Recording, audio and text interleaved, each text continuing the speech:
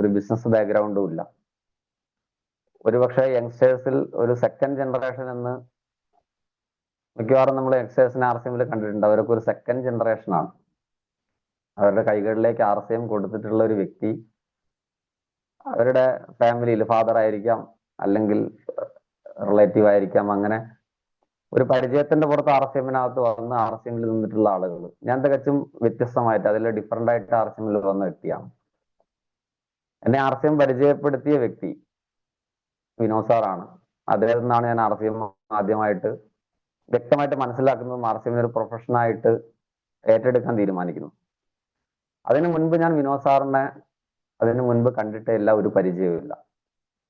നാരായൺ സാറിന്റെ കെയർ ഓഫിലൂടെ എൻ്റെ ഫാദറിനോട് RCM പറയാൻ വേണ്ടിയിട്ട് അദ്ദേഹം വന്നതാണ്. പക്ഷെ ഫാദർ അല്ല RCMൽ വന്നത്, ഞാനാണ് RCMലേക്ക് വന്നത്. ഇന്നും എൻ്റെ ഫാദർ നിലവിൽ RCMൽ ആക്റ്റീവ് അല്ല, അല്ലെങ്കിൽ ഒരു ഫസ്റ്റ് പിൻവെർഷൻ പോലും കയറിയിട്ടുള്ള വ്യക്തിയല്ല. അപ്പൊ അങ്ങനെ വളരെ യാദൃശ്യമായിട്ട് RCMൽ വന്നതാണ്. ഞാൻ പഠിച്ചത് ഇലക്ട്രോണിക്സ് മേഖലയിലാണ്, പോസ്റ്റ് ഗ്രാജുവേഷൻ ആയിരുന്നു. അത് കഴിഞ്ഞ് ഞാൻ അവിടുന്ന് ക്യാമ്പസ് പ്ലേസ്മെന്റ് വഴി ബാംഗ്ലൂർ വിപ്രോയിൽ പ്ലേസ്ഡ് ആയി. ഒരു 6 മാസക്കാലം ബാംഗ്ലൂർ ഉണ്ടായിരുന്നു. അവിടുന്ന് PSC എന്ന് പറയുന്ന, അല്ലെങ്കിൽ ഗവൺമെന്റ് ഉദ്യോഗം എന്ന് പറയുന്ന ലക്ഷ്യവുമായിട്ട് ധാരാളം യുവാക്കളെ പോലെ തന്നെ ഞാനും നാട്ടിലേക്ക് വന്നു. 23 വയസ്സാണ് പ്രായം. PSC പോസ്റ്റ് ഗ്രാജുവേഷൻ കഴിഞ്ഞു. അത്യാവശ്യം നോളജ് ടെക്നിക്കലി ഉണ്ട്. ഞാൻ PSC എടുത്തു. 2018 കേരള പോലീസിന്റെ ലിസ്റ്റിൽ വരാൻ വേണ്ടി സാധിച്ചു.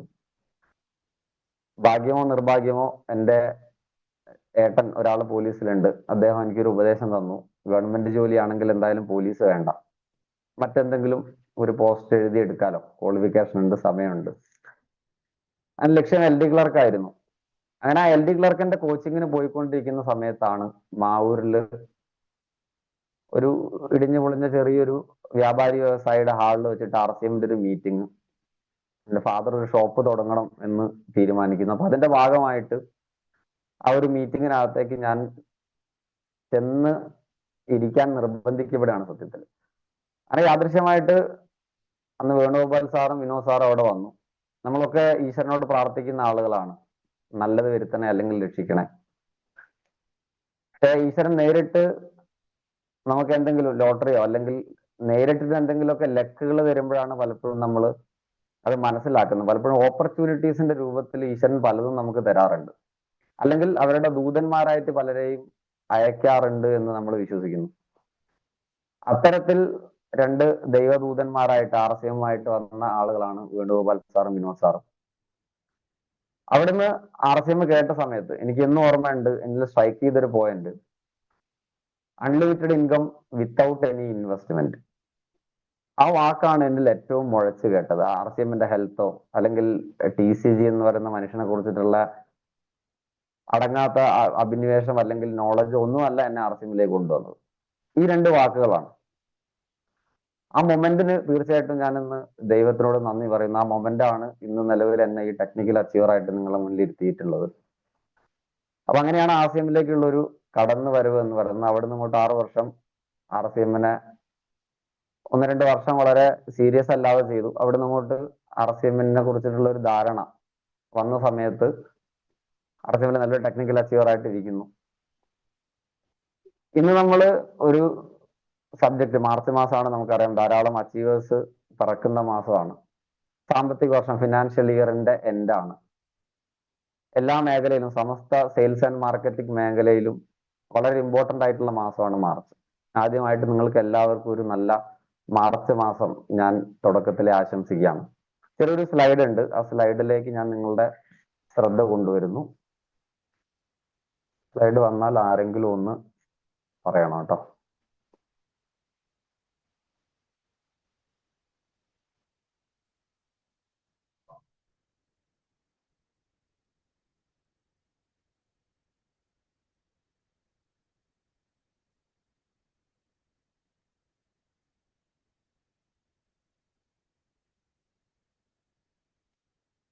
സാർ സ്ക്രീൻ ക്ലിയർ ആണോ?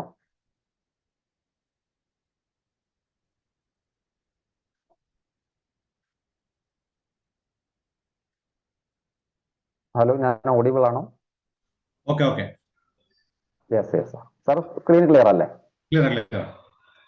Yes. Consistency is the key അല്ലെ? മാർച്ച് മാസം എന്നല്ല, നമ്മൾ RCMല് സീരിയസ് ആയിട്ട് വർക്ക് ചെയ്യുന്ന ഓരോ RCM പ്രവർത്തകനെ സംബന്ധിച്ചിടത്തോളം, അല്ലെങ്കിൽ RCM എന്ന് പറയുന്ന ഓപ്പർച്യൂണിറ്റിയെ വെറും ഒരു ഉൽപ്പന്നങ്ങൾ ഉപയോഗിക്കാനുള്ള അവസരം എന്നുള്ളതിലുപരി ഒരു ബിസിനസ് ആയിട്ട്, ഒരു കരിയർ ഓപ്പർച്യൂണിറ്റി ആയിട്ട് ആരെങ്കിലും ഏറ്റെടുത്തിട്ടുണ്ടെങ്കിൽ അവരോട് ഞാൻ പറയുന്നു, നിങ്ങൾക്ക് RCM ബിസിനസ്സിൽ സക്സസ് ആവാൻ മോസ്റ്റ് ഇമ്പോർട്ടന്റ് ആയിട്ട് നിങ്ങൾക്ക് ആവശ്യമായിട്ടുള്ള കാര്യം കൺസിസ്റ്റൻസിയാണ്. കൺസിസ്റ്റൻസി ഈ ബിസിനസ്സിൽ വളരെ അത്യാവശ്യമാണ്. കൺസിസ്റ്റൻസിയെ കുറിച്ചിട്ട് നമ്മൾ പൊതുവെ പറയപ്പെടുന്ന ഒരു വാക്കുണ്ട്, അതായത് consistency is what transforms average into excellence. നമ്മളിപ്പോ ആവറേജ് ആയിട്ടുള്ള ആളുകളാണ്, നമ്മൾ പറയാറുണ്ട് സാധാരണക്കാരെ അസാധാരണക്കാരാക്കുന്ന പ്രസ്ഥാനമാണ് RCM അല്ലെങ്കിൽ ഡയറക്ട് സെല്ലിംഗ് ഇൻഡസ്ട്രി. അങ്ങനെയാണെങ്കിൽ ഒരു ആവറേജ് ആയ നമ്മളെ എക്സലൻസിലേക്ക്, അസാധാരണക്കാരനിലേക്ക് ഷിഫ്റ്റ് ചെയ്യാൻ നമുക്ക് ഏറ്റവും ആവശ്യമായിട്ടുള്ള കാര്യം അത് കൺസിസ്റ്റൻസിയാണ്. Consistency is what transforms a average person into excellence. അപ്പൊ തീർച്ചയായിട്ടും കൺസിസ്റ്റൻസി ആണ് ഇവിടെ നമ്മളുടെ കയ്യിലുള്ള പ്രധാനപ്പെട്ട താക്കോൽ എന്ന് പറയുന്നത്, തീർച്ചയായിട്ടും കൺസിസ്റ്റൻസിയാണ്. അപ്പൊ ഇനി എന്താണ് RCM ബിസിനസ്? നിങ്ങൾക്കൊക്കെ തന്നെ അറിയാം, RCM എന്ന് പറയുന്ന ഒരു ഡയറക്ട് സെല്ലിംഗ് കമ്പനിയാണ്. 2000 ആരംഭിച്ചു. നമ്മൾ കേട്ടിട്ടുണ്ട് ഒരു പാന്റ് പീസിലും ഷർട്ട് പീസിലും കിറ്റ് എടുത്തിട്ട് ജോയിൻ ചെയ്യുന്ന സംവിധാനമായിരുന്നു ഇനീഷ്യലി RCM. അവിടെ നിന്ന് ഇന്ന് കാണുന്ന ഒരു സ്പോൺസർ എലിജിബിലിറ്റിക്ക് 2000 റുപ്പീസിന്റെ ഇഷ്ടമുള്ള ഉൽപ്പന്നങ്ങൾ വാങ്ങിക്കാൻ പറ്റുന്ന രീതിയിലേക്കുള്ള ജോയിനിങ് വെച്ചിട്ട് കമ്പനി ഇന്ന് പ്രവർത്തിക്കുന്നു. ഡയറക്ട് സെല്ലിംഗ് എന്താണെന്ന് നിങ്ങൾക്കൊക്കെ അറിയുന്നതാണ്. ഇടത്തട്ടുകാരും പരസ്യവും ഇല്ലാതെ ഉൽപ്പന്നങ്ങൾ ജനങ്ങളിലേക്ക് എത്തിക്കുന്ന ഒരു സംവിധാനത്തെയാണ് നമ്മൾ ഡയറക്ട് സെല്ലിംഗ് എന്ന് പറയുന്നത്, അല്ലെങ്കിൽ നെറ്റ്വർക്ക് മാർക്കറ്റിംഗ് എന്ന് പറയുന്നത് അതിന്റെ ഒരു ഓപ്പറേറ്റിംഗ് സ്റ്റൈലാണ്. അപ്പൊ ഞാൻ ഇനി പറയാൻ പോകുന്ന കുറച്ച് കാര്യങ്ങൾ നിങ്ങൾ ഓൾറെഡി നിങ്ങൾക്ക് അറിയുന്ന കാര്യങ്ങളാണ്. അതിനുശേഷം കുറച്ച് കാര്യങ്ങൾ ഞാൻ കൂട്ടിച്ചേർക്കാനാണ് ഈ ഒരു സെഷനിൽ ആഗ്രഹിക്കുന്നത്.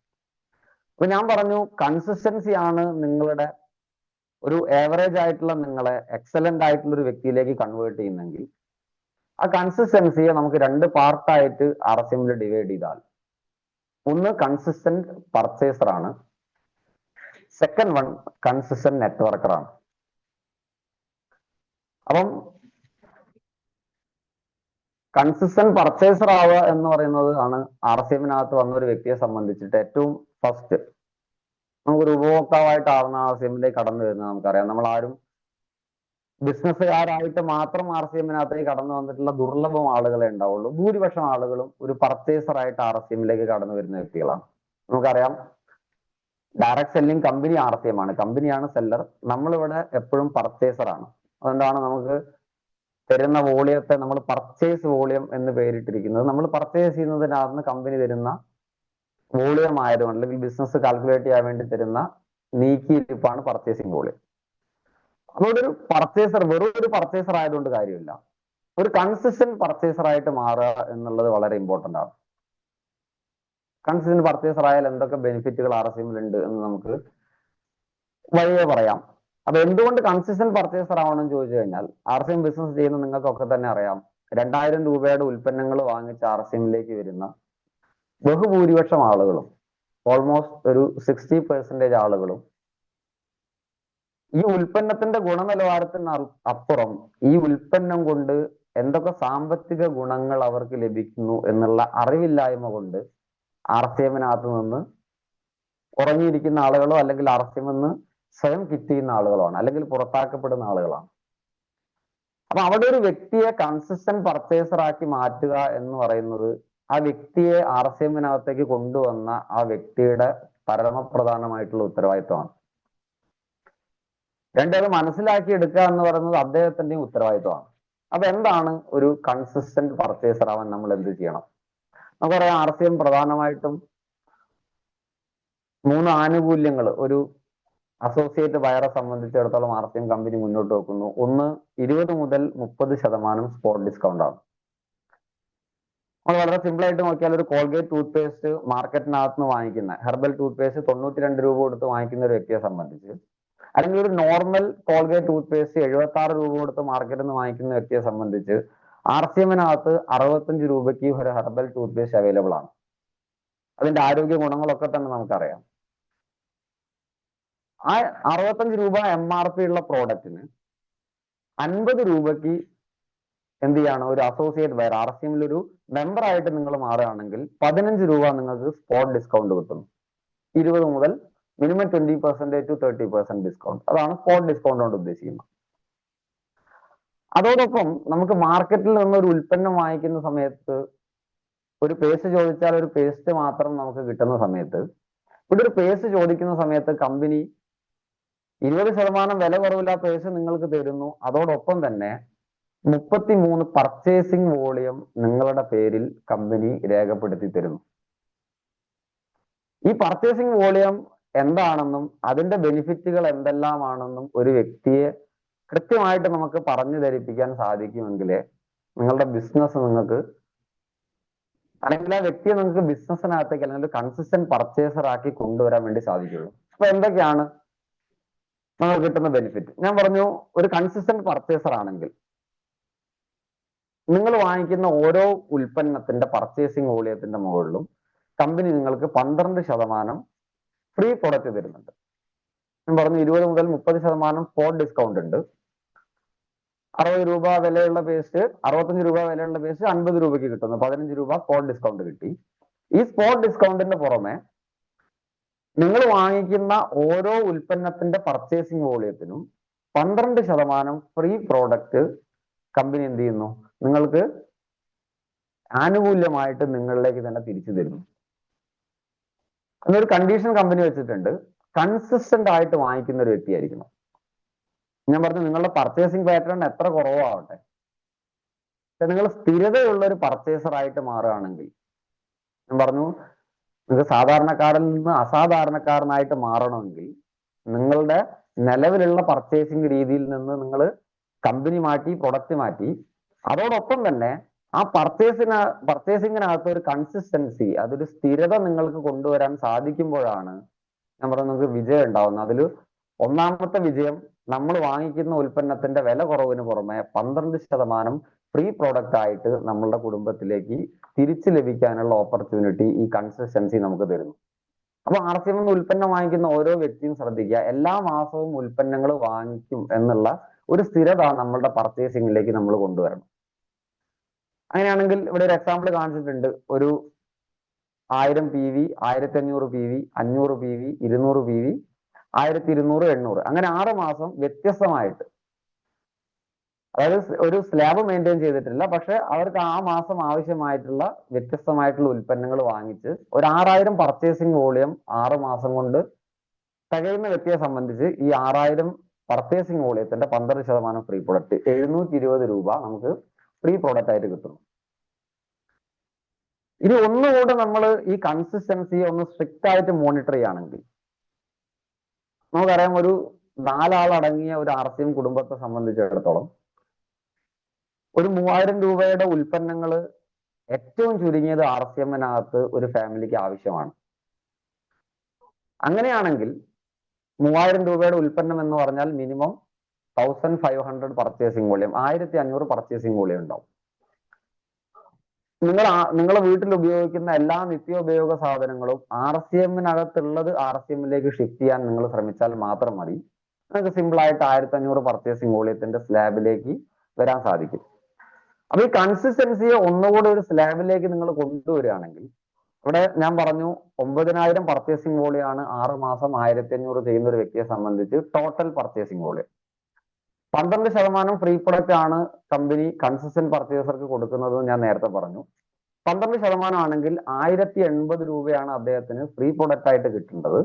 പക്ഷെ ഞാൻ പറഞ്ഞ ഒരു കൺസിസ്റ്റൻസിക്ക് അപ്പുറം ഒരു സ്ലാബ് കൂടെ മെയിൻറ്റെയിൻ ചെയ്യാൻ, ഒന്നുകൂടെ ഫോക്കസ്ഡ് ആയിട്ടുള്ള ഒരു കൺസിസ്റ്റന്റ് പർച്ചേസർ ആയിട്ട് നിങ്ങൾ മാറാൻ ശ്രമിച്ചു കഴിഞ്ഞാൽ 12% എന്നുള്ളതിന് പകരം നിങ്ങൾക്ക് 16% ഫ്രീ പ്രോഡക്റ്റ് കമ്പനി തരുന്നു. അതാണ് 1500. അപ്പം നേരത്തെ പറഞ്ഞ സ്ലാബ് പ്രകാരമാണെങ്കിൽ 1500 6 മാസം ചെയ്ത വ്യക്തിക്ക് 1080 രൂപയാണ് കിട്ടുന്നതെങ്കിൽ ഇവിടെ 420 രൂപയുടെ അഡീഷണൽ ബെനിഫിറ്റ് അദ്ദേഹത്തിന് കിട്ടുന്നു. അങ്ങനെ 2500 ചെയ്യുന്ന വ്യക്തിക്ക് 2500ഉം 5000 ചെയ്യുന്ന വ്യക്തിയെ സംബന്ധിച്ചിടത്തോളം 5000 പർച്ചേസിംഗ് വോളിയം കിട്ടാനുള്ള ചാൻസ് ഉണ്ട്. അപ്പൊ ഇനി ഞാൻ പറയുന്നു, നമ്മൾ എപ്പോഴും ഒരു കൺസിസ്റ്റന്റ് പർച്ചേസർ ആയിട്ട് RCMനകത്ത് നിലനിൽക്കണമെങ്കിൽ നമ്മൾ എപ്പോഴും ഈസിനെസ് ആഗ്രഹിക്കുന്ന ആളാണ്. ഈസിനെസ് എന്ന് പറഞ്ഞു കഴിഞ്ഞാൽ നമ്മളുടെ തൊട്ടടുത്തൊരു കടയുണ്ടെങ്കിൽ ആ കടയിൽ പോയിട്ട് നമ്മൾ ഉൽപ്പന്നങ്ങൾ വാങ്ങിക്കും. പലപ്പോഴും RCMൽ പല കസ്റ്റമേഴ്സിന്റെയും ഒരു ബുദ്ധിമുട്ട് എന്ന് പറയുന്നത്, അവർ നിലവിൽ ഉൽപ്പന്നങ്ങൾ വാങ്ങിക്കുന്നത് തൊട്ടടുത്തുള്ള കടയിൽ നിന്നാണ്. നടന്നു പോകാനുള്ള വാക്കിംഗ് ഡിസ്റ്റൻസേ ഉള്ളൂ, അല്ലെങ്കിൽ സ്ഥിരമായിട്ട് വരുന്ന റൂട്ടിലാണ് ആ കടയുള്ളത്, പാർക്കിംഗ് സൗകര്യമുണ്ട്. വ്യത്യസ്തമായിരിക്കാം. നമ്മളെല്ലാ ആളുകളും സെഡൻഡറി ലൈഫ് സ്റ്റൈൽ ഇഷ്ടപ്പെടുന്ന ആളുകളാണ്.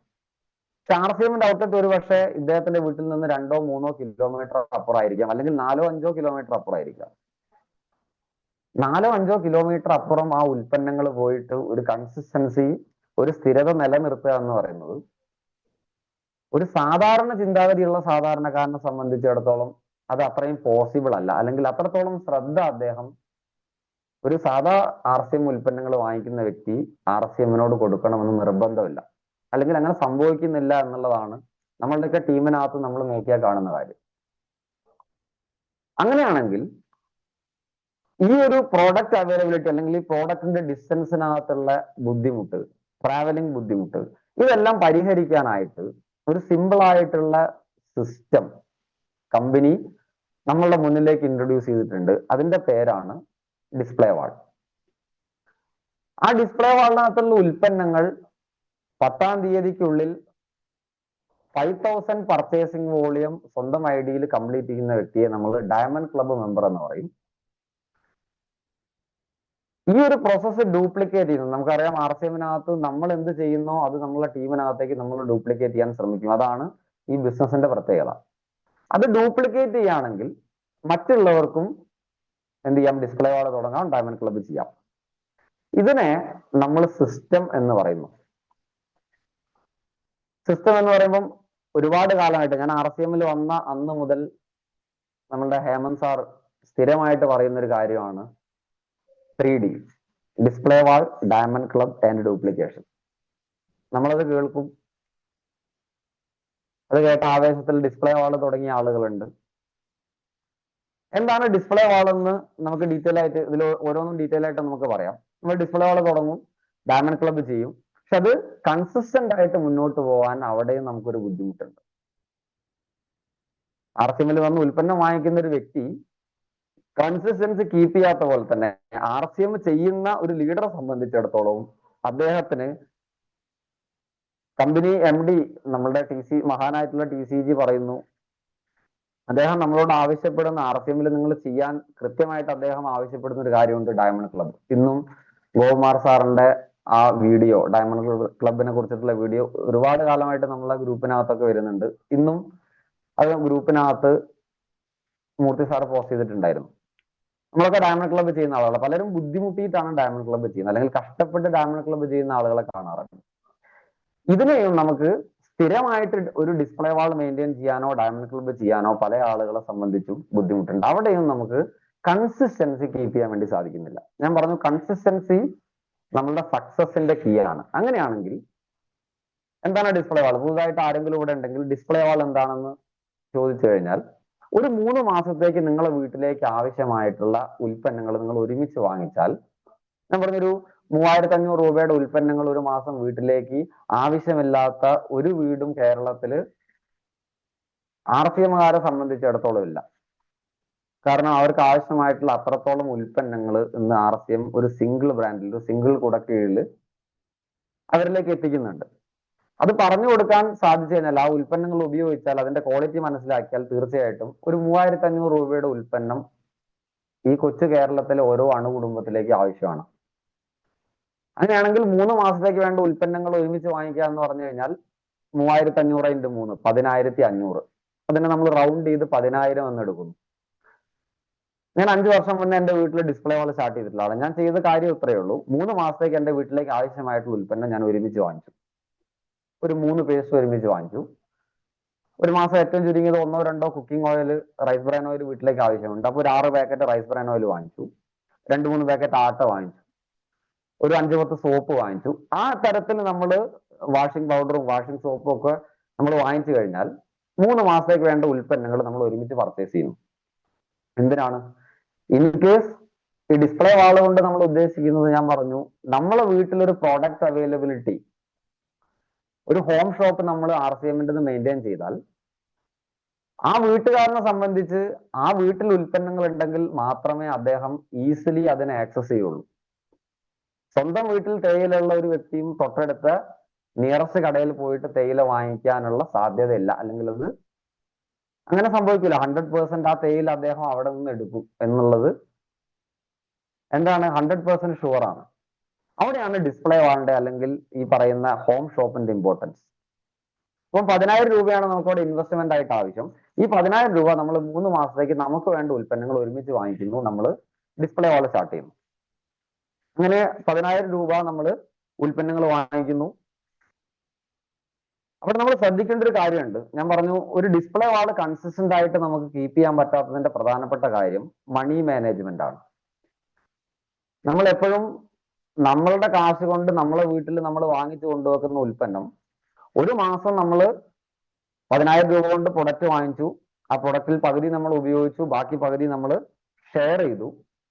നമ്മുടെ വീടിന്റെ അടുത്തുള്ള നമ്മൾ ഏറ്റവും നിയറസ്റ്റ് ആയിട്ടുള്ള നിങ്ങൾക്ക് വളരെ വേണ്ടപ്പെട്ട 4-5 വീടുകളിലേക്ക് 1,000 രൂപയുടെ ഉൽപ്പന്നം കൊടുത്തു കഴിഞ്ഞാൽ 5,000 രൂപയുടെ ഉൽപ്പന്നങ്ങൾ നിങ്ങൾക്ക് അവർക്ക് കൊടുക്കാം.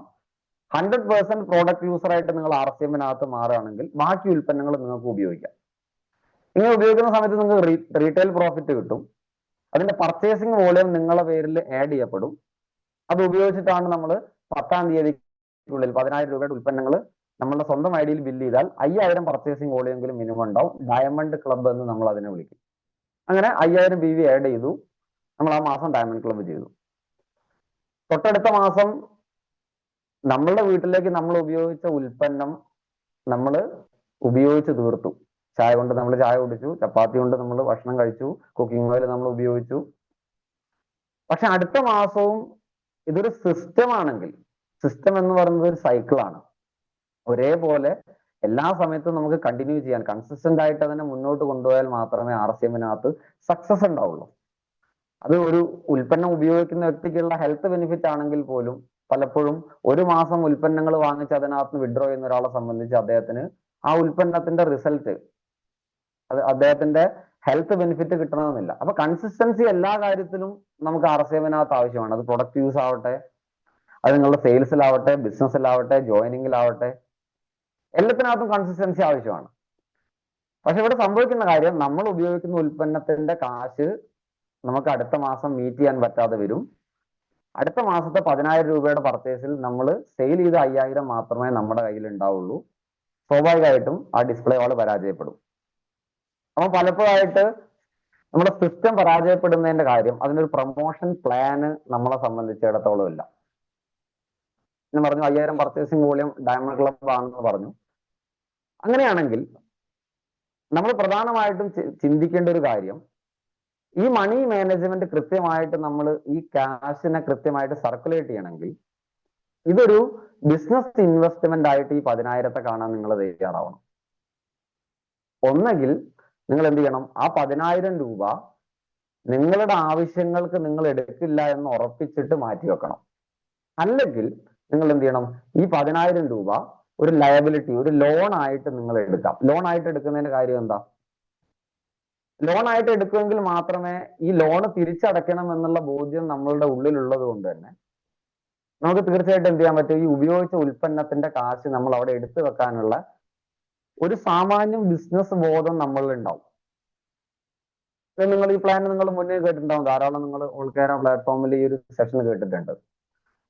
അപ്പൊ അങ്ങനെയാണെങ്കിൽ നിങ്ങൾ ഒരു വർഷം ഈ ഡിസ്പ്ലേ വാൾ മെയിൻറ്റെയിൻ ചെയ്യുന്ന ഒരു വ്യക്തിയെ സംബന്ധിച്ചിടത്തോളം നമുക്കറിയാം, 10,000 രൂപയുടെ ഉൽപ്പന്നങ്ങൾ നിങ്ങൾ ഉപയോഗിക്കുകയും സെയിൽ ചെയ്യുകയും ചെയ്യുന്ന സമയത്ത് അതിന്റെ MRP നിങ്ങൾക്ക് ആ പെട്ടിക്കകത്ത് കൃത്യമായിട്ട് കൺസിസ്റ്റന്റ് ആയിട്ട് കീപ്പ് ചെയ്യാൻ പറ്റുമെങ്കിൽ 20% റീറ്റെയിൽ മാർജിൻ കാൽക്കുലേറ്റ് ചെയ്താൽ 2,000 രൂപയുടെ പ്രോഫിറ്റ് ഉണ്ടാവും. അപ്പൊ ഒരു മാസം നമ്മൾ ഈ ഡയമണ്ട് ക്ലബ്ബ് കംപ്ലീറ്റ് ചെയ്യുന്ന സമയത്ത് നമ്മൾ ഉപയോഗിച്ച ഉൽപ്പന്നത്തിന്റെയും സെയിൽ ചെയ്ത ഉൽപ്പന്നത്തിന്റെയും കാശ് കൃത്യമായിട്ട് ആ ബോക്സിനകത്ത് കീപ്പ് ചെയ്താൽ ആ മന്ത് എൻഡിൽ 12,000 രൂപ പെട്ടിക്കകത്ത് ഉണ്ടാവും. അങ്ങനെയാണെങ്കിൽ 2,000 രൂപ പ്രോഫിറ്റ് ഉണ്ടാവും. മിനിമം നിങ്ങൾക്ക് അക്കൗണ്ടിനകത്തേക്ക് വരുന്ന ക്യാഷ് ബോണസ് പ്ലാൻ അറിയുന്ന ആളുകൾക്ക് അറിയാം. 5,000 പർച്ചേസിംഗ് വോളിയം മുതൽ 3.5 ലക്ഷം പർച്ചേസിംഗ് വോളിയം വരെ നമുക്ക് 2 മുതൽ 22% വരെ ക്യാഷ് ബോണസ് കിട്ടുന്നുണ്ട്. അതിന്റെ ആ ഒരു സ്ലാബാണ് ആ ബോക്സിനകത്ത്, ആ ടേബിളിനകത്ത് കാണിച്ചിട്ടുള്ളത്. അങ്ങനെയാണെങ്കിൽ 5,000 പർച്ചേസിംഗ് വോളിയത്തിന് 100 രൂപ നിങ്ങൾക്ക് അക്കൗണ്ടിനകത്തേക്ക് ക്യാഷ് ബോണസ് കിട്ടും. അതിന്റെ കൂടെ ഫ്രീ പ്രോഡക്റ്റ് ഞാൻ പറഞ്ഞു 16.66% ഫ്രീ പ്രോഡക്റ്റ് 1,500 മുകളിലോട്ട് സ്ലാബ് മെയിൻറ്റെയിൻ ചെയ്യുന്ന ഓരോ വ്യക്തിക്കും കമ്പനി കൊടുക്കുന്നുണ്ട്. അങ്ങനെയാണെങ്കിൽ 833 രൂപയുടെ ഫ്രീ പ്രോഡക്റ്റ് ഉണ്ടാവും. അങ്ങനെ ഒരു വർഷം നമ്മൾ ഇത് മുന്നോട്ട് കൊണ്ടുപോകുന്ന സമയത്ത് ഫ്രീ പ്രോഡക്റ്റും അക്കൗണ്ടിനകത്തേക്ക് വരുന്ന ഡയറക്റ്റ് ക്യാഷ് ബോണസും റീറ്റെയിൽ പ്രോഫിറ്റും ഉൾപ്പെടെ 12 മാസം സിസ്റ്റവും ഡയമണ്ട് ക്ലബും, അതായത് ഈ ഡിസ്പ്ലേ വാളും ഡയമണ്ട് ക്ലബും മുന്നോട്ട് കൊണ്ടുപോകുന്ന ഒരു വ്യക്തിയെ സംബന്ധിച്ചിടത്തോളം 24,000 രൂപയുടെ റീറ്റെയിൽ പ്രോഫിറ്റും 1,200 രൂപയുടെ മിനിമം ക്യാഷ് ബോണസും 10,000 രൂപയുടെ ഫ്രീ പ്രൊഡക്റ്റും കിട്ടും. അങ്ങനെയാണെങ്കിൽ 35,200 രൂപയുടെ ക്യാഷ് ബോണസ് കിട്ടാനുള്ള ഓപ്ഷൻ RCM-നകത്തുണ്ട്. നിങ്ങൾക്ക് ആദ്യമായിട്ട് കേൾക്കുന്ന ആളുകൾക്ക് ഒരു തവണ കൊണ്ട് ഇത് പെട്ടെന്ന് മനസ്സിലായിക്കൊള്ളണമെന്നില്ല. നിങ്ങൾക്ക് നിങ്ങളുടെ കൺസേൺ ലീഡേഴ്സിനോട്, നിങ്ങൾ RCM-ലേക്ക് കൊണ്ടുവന്ന ലീഡേഴ്സിനോട് ചോദിച്ചു കഴിഞ്ഞാൽ എങ്ങനെയാണ് 5,000 പർച്ചേസിംഗ് വോളിയത്തിനകത്തുനിന്ന് നമുക്ക് 100 രൂപ ക്യാഷ് ബോണസ് കിട്ടും, എങ്ങനെ ഫ്രീ പ്രൊഡക്റ്റ് 833 ഓരോ മാസവും കിട്ടും എന്നുള്ളതിനെ കുറിച്ച് നിങ്ങൾക്ക് ചോദിച്ച് മനസ്സിലാക്കാം. അത് ഈ ഫ്രീ പ്രൊഡക്റ്റ് 6 മാസം കൂടുമ്പോൾ ഓരോ 6 മാസം കഴിയുമ്പോഴും നിങ്ങൾക്ക് കിട്ടിക്കൊണ്ടേയിരിക്കുന്നതാണ്. ക്യാഷ് ബോണസ് ഓരോ മാസവും അക്കൗണ്ടിനകത്തേക്ക് വരും. റീറ്റെയിൽ പ്രോഫിറ്റ് നിങ്ങൾക്ക് ഡയറക്റ്റ് നിങ്ങളുടെ കൈകളിലേക്ക് കിട്ടുന്ന പ്രോഫിറ്റ് ആണ്. നമ്മൾ ഓപ്പൺ മാർക്കറ്റ് പോലെ തന്നെ നിങ്ങൾ വാങ്ങിയ വിലയും വിറ്റ വിലയും തമ്മിലുള്ള പ്രോഫിറ്റ്. അപ്പൊ ഒരു 35,200 രൂപ സാമ്പത്തിക നേട്ടം നമുക്ക് കിട്ടുന്ന ഒരു ഓപ്പർച്യൂണിറ്റി ആണ് ഈ പറയുന്ന ഡിസ്പ്ലേ വാളെങ്കിൽ, നമ്മുടെ വീട്ടിൽ ഉൽപ്പന്നങ്ങൾ ഉണ്ടെങ്കിൽ ആ ഉൽപ്പന്നങ്ങൾ തീർച്ചയായിട്ടും നമ്മൾ വീട്ടിനകത്ത് നിന്ന് എടുത്ത് ഉപയോഗിക്കാനുള്ള സാധ്യത ഉണ്ടെങ്കിൽ നമ്മൾ ജോയിൻ ചെയ്യിപ്പിക്കുന്ന ഒരു വ്യക്തിയെ കൊണ്ട് എന്തുകൊണ്ട് നമുക്കൊരു ഡിസ്പ്ലേ വാൾ പ്രൊമോട്ട് ചെയ്തുകൂടാ? എന്നിട്ട് ആ ഡിസ്പ്ലേ വാൾ കൃത്യമായിട്ട് മെയിൻറ്റെയിൻ ചെയ്യാനുള്ള ആശയം അദ്ദേഹത്തിന് പറഞ്ഞു കൊടുത്താൽ, ഒരു കൺസിസ്റ്റന്റ് പർച്ചേസർ ആവേണ്ടതിന്റെ ആവശ്യകത അദ്ദേഹത്തെ ബോധ്യപ്പെടുത്തിയാൽ, ആനുകൂല്യങ്ങൾ അദ്ദേഹത്തിനോട് പറഞ്ഞു കൊടുത്താൽ തീർച്ചയായിട്ടും അദ്ദേഹം ഡിസ്പ്ലേ വാൾ സ്റ്റാർട്ട് ചെയ്യാനും ആ ഉൽപ്പന്നങ്ങൾ ഉപയോഗിക്കുമ്പോൾ അദ്ദേഹത്തിന്റെ ഹെൽത്ത് അദ്ദേഹത്തിന് മെയിൻറ്റെയിൻ ചെയ്യാനും ഫാമിലി ഹെൽത്ത് മെയിൻറ്റെയിൻ ചെയ്യാനും ഒക്കെ തന്നെ സാധിക്കുന്ന ഒരു സിമ്പിൾ ഓപ്പർച്യൂണിറ്റിയാണ്. പക്ഷെ പലപ്പോഴും നമ്മൾ 2,000 രൂപയുടെ ജോയിനിങ്ങിൽ മാത്രം നമ്മൾ പറഞ്ഞു ഒതുക്കാറാണ് പതിവ്. എപ്പോഴും ശ്രദ്ധിക്കുക, ഒരു സാധാരണക്കാരൻ ഒരു കടയ്ക്കകത്ത് നിന്ന് ഉൽപ്പന്നങ്ങൾ വാങ്ങിക്കുന്ന സമയത്ത് ഒരു കടയിൽ 5 രൂപയുടെ തക്കാളിയും മറ്റൊരു കടയിൽ 10 രൂപയുടെ തക്കാളിയാണ് ഉള്ളതെങ്കിൽ ഒരു സാധാരണക്കാരൻ എപ്പോഴും 5 രൂപയുടെ തക്കാളിയാണ് വാങ്ങിക്കുക.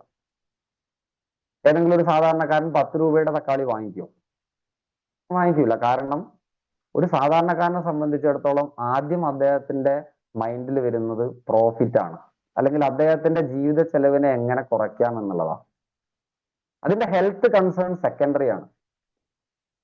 ഒരു പക്ഷേ 10 രൂപയുടെ തക്കാളിക്ക് ഹെൽത്ത് ബെനിഫിറ്റുകൾ ഉണ്ടാവാം, അതിനകത്ത് കീടനാശിനി കുറവായിരിക്കാം, അല്ലെങ്കിൽ അതിലും കൂടുതൽ വിലയുള്ള തക്കാളി ഉണ്ടെങ്കിൽ അത് ഒരു പക്ഷേ ജൈവ തക്കാളി ആയിരിക്കാം.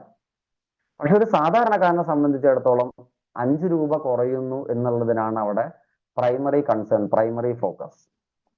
ഈ വ്യക്തിയുടെ പ്രൈമറി ഫോക്കസിലേക്ക് RCM-ലേക്ക് നിങ്ങൾ കൊണ്ടുവരുന്ന ഓരോ വ്യക്തിയുടെയും പ്രൈമറി ഫോക്കസിനെ നിങ്ങൾക്ക് തൊട്ടുണർത്താനും ബോധ്യപ്പെടുത്താനും സാധിച്ചെങ്കിൽ മാത്രമേ അദ്ദേഹത്തിന്റെ പർച്ചേസിംഗ് പാറ്റേൺ കൺസിസ്റ്റന്റ് ആയിട്ട് മാറുള്ളൂ. അപ്പൊ അങ്ങനെ ഞാൻ പറഞ്ഞൊരു 35,200 രൂപ സാമ്പത്തിക ബെനിഫിറ്റ് കിട്ടുന്ന ഒരു സിസ്റ്റം 10 വർഷം ഒരു ഫാമിലി കണ്ടിന്യൂ ചെയ്യുകയാണെങ്കിൽ ഏകദേശം 3,52,000 രൂപയുടെ പ്രോഫിറ്റ് വീട്ടിലെ ഡിസ്പ്ലേ വാൾ കൊണ്ട് അവർക്ക് കിട്ടും. ധാരാളം ഹെൽത്ത് ബെനിഫിറ്റ് കിട്ടുമെന്ന് നിങ്ങൾ അവരോട് നിരന്തരം പറയാറുണ്ട്. അപ്പൊ ഇത് രണ്ടും കമ്പൈൻഡ് ആയിട്ട് നിങ്ങൾ പറയാൻ സാധിക്കുകയാണെങ്കിൽ തീർച്ചയായിട്ടും ഇത് ഓരോ ആളുകളും ചെയ്യും, അത് സിസ്റ്റമായിട്ട് മാറും. ഈ സിസ്റ്റത്തെ നിങ്ങൾ ഡ്യൂപ്ലിക്കേറ്റ് ചെയ്യാൻ ശ്രമിക്കുകയാണെങ്കിൽ, പറഞ്ഞു ഡിസ്പ്ലേ വാൾ തുടങ്ങി 3D ഒരു D അതാണ്, രണ്ടാമത്തത് ഡയമണ്ട് ക്ലബ് ആണ്, 3 ഡ്യൂപ്ലിക്കേഷൻ ആണ്. നമുക്കറിയാം നമ്മൾ നിലവിൽ ചെയ്യുന്ന ഡ്യൂപ്ലിക്കേഷൻ രൂപയുടെ ഉൽപ്പന്നങ്ങൾ വാങ്ങിപ്പിച്ചുകൊണ്ട് നമ്മുടെ ടീമിലേക്ക് ധാരാളം പുതിയ ജോയിനിങ്ങുകൾ, പുതിയ എൻട്രി നമ്മൾ കൊണ്ടുവരുന്നു. വ്യത്യസ്തമായിട്ടുള്ള സ്ഥലത്തു നിന്നായിരിക്കാം ആ ഒരു ജോയിനിങ് നിങ്ങൾക്ക് കിട്ടുന്നത്. ആ ജോയിനിങ് ഉപയോഗിച്ചിട്ട് അവരുടെ പർച്ചേസിങ് PV അക്യുമുലേറ്റ് ചെയ്ത് വന്നതിന്റെ അടിസ്ഥാനത്തിൽ നിങ്ങൾക്ക് RCMന്റെ കമ്മീഷൻ സ്ലാബിന് അനുസൃതമായിട്ട് അല്ലെങ്കിൽ ഇൻകം പ്ലാനിന് അനുസരിച്ചിട്ട് നിങ്ങൾക്ക് RCMനകത്ത് നിന്ന് കമ്മീഷൻ കിട്ടുന്നു. ചെറുതും വലുതുമായിട്ടുള്ള വ്യത്യസ്ത കമ്മീഷൻ വാങ്ങിക്കുന്ന ആളുകൾ ഇതിനകത്ത് ഉണ്ടാവാം. ഞാൻ നേരത്തെ പറഞ്ഞൊരു പ്രശ്നമുണ്ട്, ഇവിടെ സിസ്റ്റം ഇല്ല, കൺസിസ്റ്റൻസി ഇല്ല. അതുകൊണ്ട് തന്നെ ഇതിൽ ഭൂരിപക്ഷം ആളുകളും ഈ സാധ്യത മനസ്സിലാക്കാതെ, അല്ലെങ്കിൽ നമ്മളുടെ അറിവ് കുറവുകൊണ്ട് ഈ സാധ്യത അവരെ ബോധ്യപ്പെടുത്താൻ നമുക്ക് പറ്റാത്തത് കൊണ്ട് തന്നെ ധാരാളം ആളുകൾ ഇങ്ങനെ നമ്മളുടെ രണ്ട് സൈഡിലും, ധാരാളം ആളുകൾ, നമുക്ക് ഇറങ്ങി നോക്കാൻ പോലും പറ്റാത്ത തരത്തിൽ ധാരാളം ആളുകളുണ്ട്. പക്ഷെ ഡ്യൂപ്ലിക്കേഷൻ കൃത്യമായിട്ട് നടക്കുന്നില്ല. ഇവിടെ കോട്ടയത്തു നിന്നും പാലക്കാട് നിന്നും കണ്ണൂരിൽ നിന്നും ബാംഗ്ലൂരിൽ നിന്നും ഒക്കെ പർച്ചേസ് ചെയ്യുന്ന വ്യക്തി, അദ്ദേഹത്തെ നമ്മൾ ഒരുപാട് ദൂരെ ആയിരിക്കാം അവര്, കൃത്യമായിട്ട് അവരെന്നും വീട്ടിലേക്ക് സാധാ ഉൽപ്പന്നങ്ങൾ വാങ്ങിക്കുന്നുണ്ടോ എന്നത് വിളിച്ചു നോക്കാൻ നമ്മളെ സംബന്ധിച്ചിടത്തോളം ഒരുപാട് ആളുകളെ ഇത് വിളിച്ച് ഓർമ്മിപ്പിക്കുക എന്ന് പറയുന്നത് പോസിബിൾ അല്ല. പക്ഷെ പലപ്പോഴും പലരും ചെയ്യുന്ന RCM അങ്ങനെയാണ്. ക്ലോസിംഗിന്റെ അന്ന് പർച്ചേസ് ചെയ്യാത്ത ആളുകളെ ID കട്ടായി പോവും എന്ന് പറഞ്ഞുകൊണ്ട് നമ്മൾ, അല്ലെങ്കിൽ അത് പറഞ്ഞ് പേടിപ്പിച്ചിട്ടാണ് പലരെയും പർച്ചേസ് ചെയ്യിപ്പിക്കുന്നത്. ഇങ്ങനെയാണ് നമ്മൾ നിലവിൽ ചെയ്യുന്ന ഡ്യൂപ്ലിക്കേഷൻ എങ്കിൽ, നമ്മൾ സിസ്റ്റം വൈസ് ഡ്യൂപ്ലിക്കേഷൻ ചെയ്യുകയാണെങ്കിൽ, ഞാൻ പറഞ്ഞു ഒരു 2000 രൂപയുടെ ജോയിനിങ് എടുത്തുകൊണ്ട് നമ്മൾ ഒരു ബിഗിനർ, RCMന്റെ ഫസ്റ്റ് പിൻ ലെവലാണ് ബിഗിനർ, 20,000 പർച്ചേസിംഗ് വോളിയം വരുന്ന സമയത്ത് നമുക്ക് ബിഗിനർ എന്ന് പറയുന്ന പിൻ ലെവൽ കിട്ടും. സെൽഫ് 5000 പർച്ചേസിംഗ് വോളിയം, നമ്മളെ ടീമിനകത്ത് 15,000 പർച്ചേസിംഗ് വോളിയം ആണ് ഒരു ബിഗിനർക്ക് ആവശ്യം. 1000 പർച്ചേസിംഗ് വോളിയത്തിന്റെ 20 ആളുകളെ നമ്മളെ ടീമിനകത്തേക്ക് കൊണ്ടുവരുന്ന സമയത്താണ് നമ്മൾ ബിഗിനർ ആവുക നോർമലി. അടുത്ത മാസം മിക്കവാറും അതിൽ പകുതി ആളുകളും ആ പർച്ചേസിംഗ് 500 പർച്ചേസിംഗ് വോളിയത്തിലേക്ക് കുറയ്ക്കും, നമ്മൾ 10,000 പർച്ചേസിംഗ് വോളിയത്തിലേക്ക് വീഴും. ഇതൊരു സ്വാഭാവിക കാഴ്ചയാണ്. പക്ഷെ ഇവിടെ നമ്മൾ 3D ആണ് ഡ്യൂപ്ലിക്കേറ്റ് ചെയ്യുന്നതെങ്കിൽ നിങ്ങൾക്ക് അവിടെ കാണാം 5000 പർച്ചേസിംഗ് വോളിയം ചെയ്യുന്ന 3 വ്യക്തികളെ നിങ്ങൾ ടീമിനകത്തേക്ക് കൊണ്ടുവരുമ്പോഴേക്കും നിങ്ങൾക്ക് എന്ത് ചെയ്യാൻ പറ്റും? ബിഗിനർ ആവാൻ വേണ്ടി സാധിക്കും. അങ്ങനെയാണെങ്കിൽ നിങ്ങളുടെ പേഴ്സണൽ പർച്ചേസിംഗ് വോളിയം, ഞാൻ പറഞ്ഞു 5000 പർച്ചേസിംഗ് വോളിയം ചെയ്യുന്ന ഒരു വ്യക്തിയെ സംബന്ധിച്ചിടത്തോളം മിനിമം 2% ക്യാഷ് ബോണസ് ഉണ്ടാവും. അതാണ് നമ്മൾ 100 രൂപ എന്ന് തൊട്ട് മുൻപുള്ള ടേബിളിനകത്ത് കാണിച്ചത്. ഒരു ബിഗിനറെ സംബന്ധിച്ച് അദ്ദേഹത്തിന്റെ പർച്ചേസിംഗ് സ്ലാബ് 2ൽ നിന്ന് 7%ലേക്ക് മാറുന്നു. ഇവിടെ 350 രൂപ നമുക്ക് ഫസ്റ്റ് മന്ത് തന്നെ എന്ത് ചെയ്യാണ്? അക്കൗണ്ടിനകത്തേക്ക് 100ന് പകരം 350 രൂപ ക്യാഷ് ബോണസ് കിട്ടും.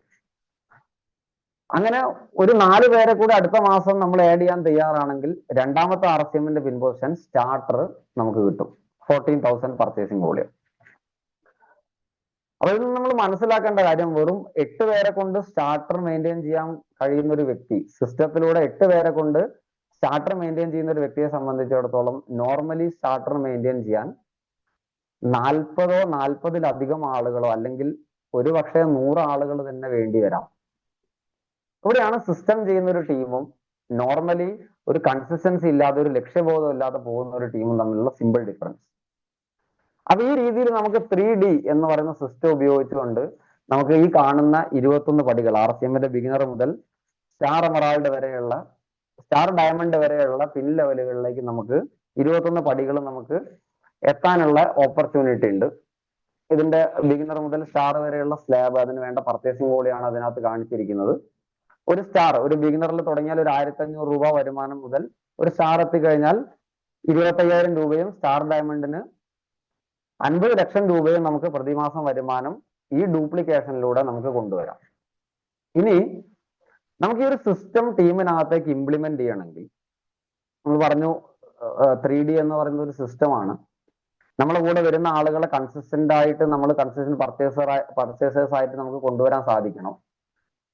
ഇങ്ങനെയൊക്കെ നമ്മൾ ചെയ്യണമെങ്കിൽ നമ്മൾക്ക് ഈ സിസ്റ്റത്തിൽ ഒരു കോൺഫിഡൻസ് വരണം.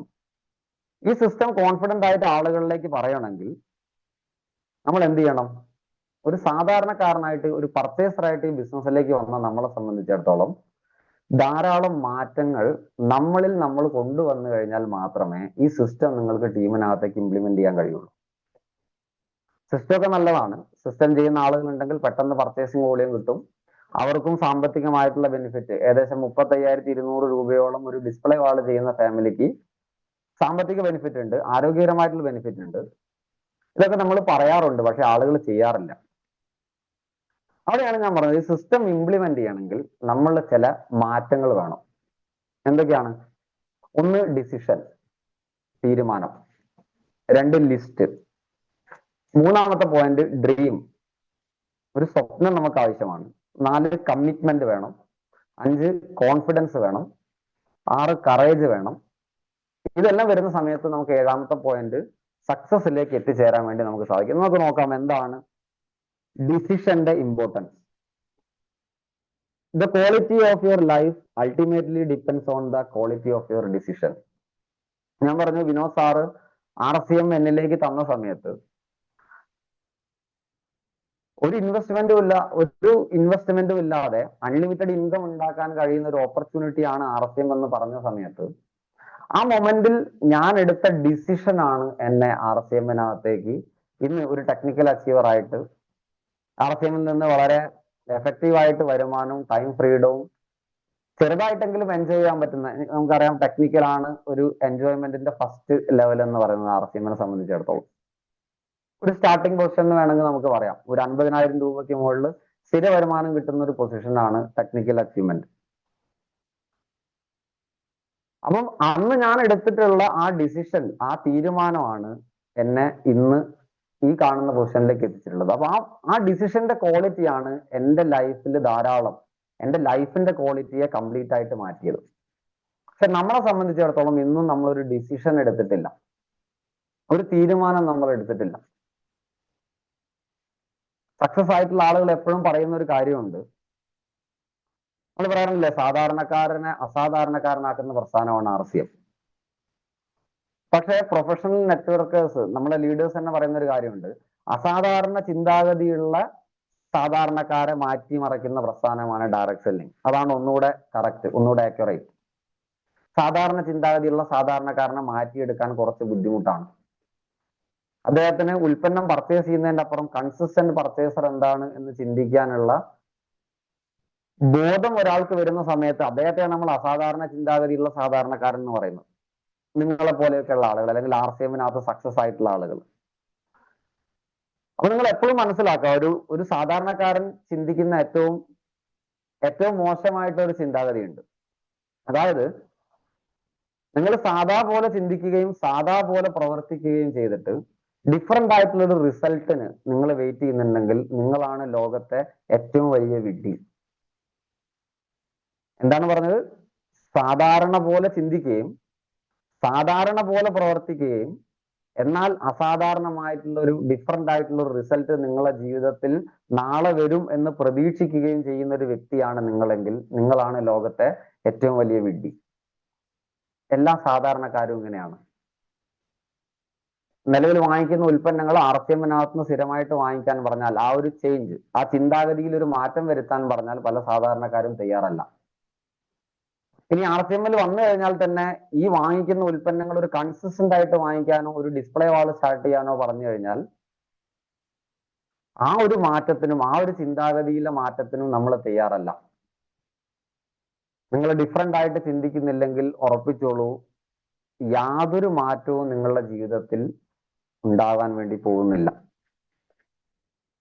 അപ്പം നമ്മളുടെ ഡിസിഷൻ ആണ് നമ്മളുടെ ഡെസ്റ്റിനി, നമ്മളുടെ വിധിയെ തീരുമാനിക്കുന്നത് എന്ന് നമ്മൾ മനസ്സിലാക്കണം. അപ്പം ഒരു ഡിസിഷൻ, ഇത് ഞാൻ ചെയ്യും എന്നുള്ളൊരു ഡിസിഷൻ നമ്മൾ വേണം, നമ്മൾ ഉണ്ടാവേണ്ടത് വളരെ അത്യാവശ്യമാണ്.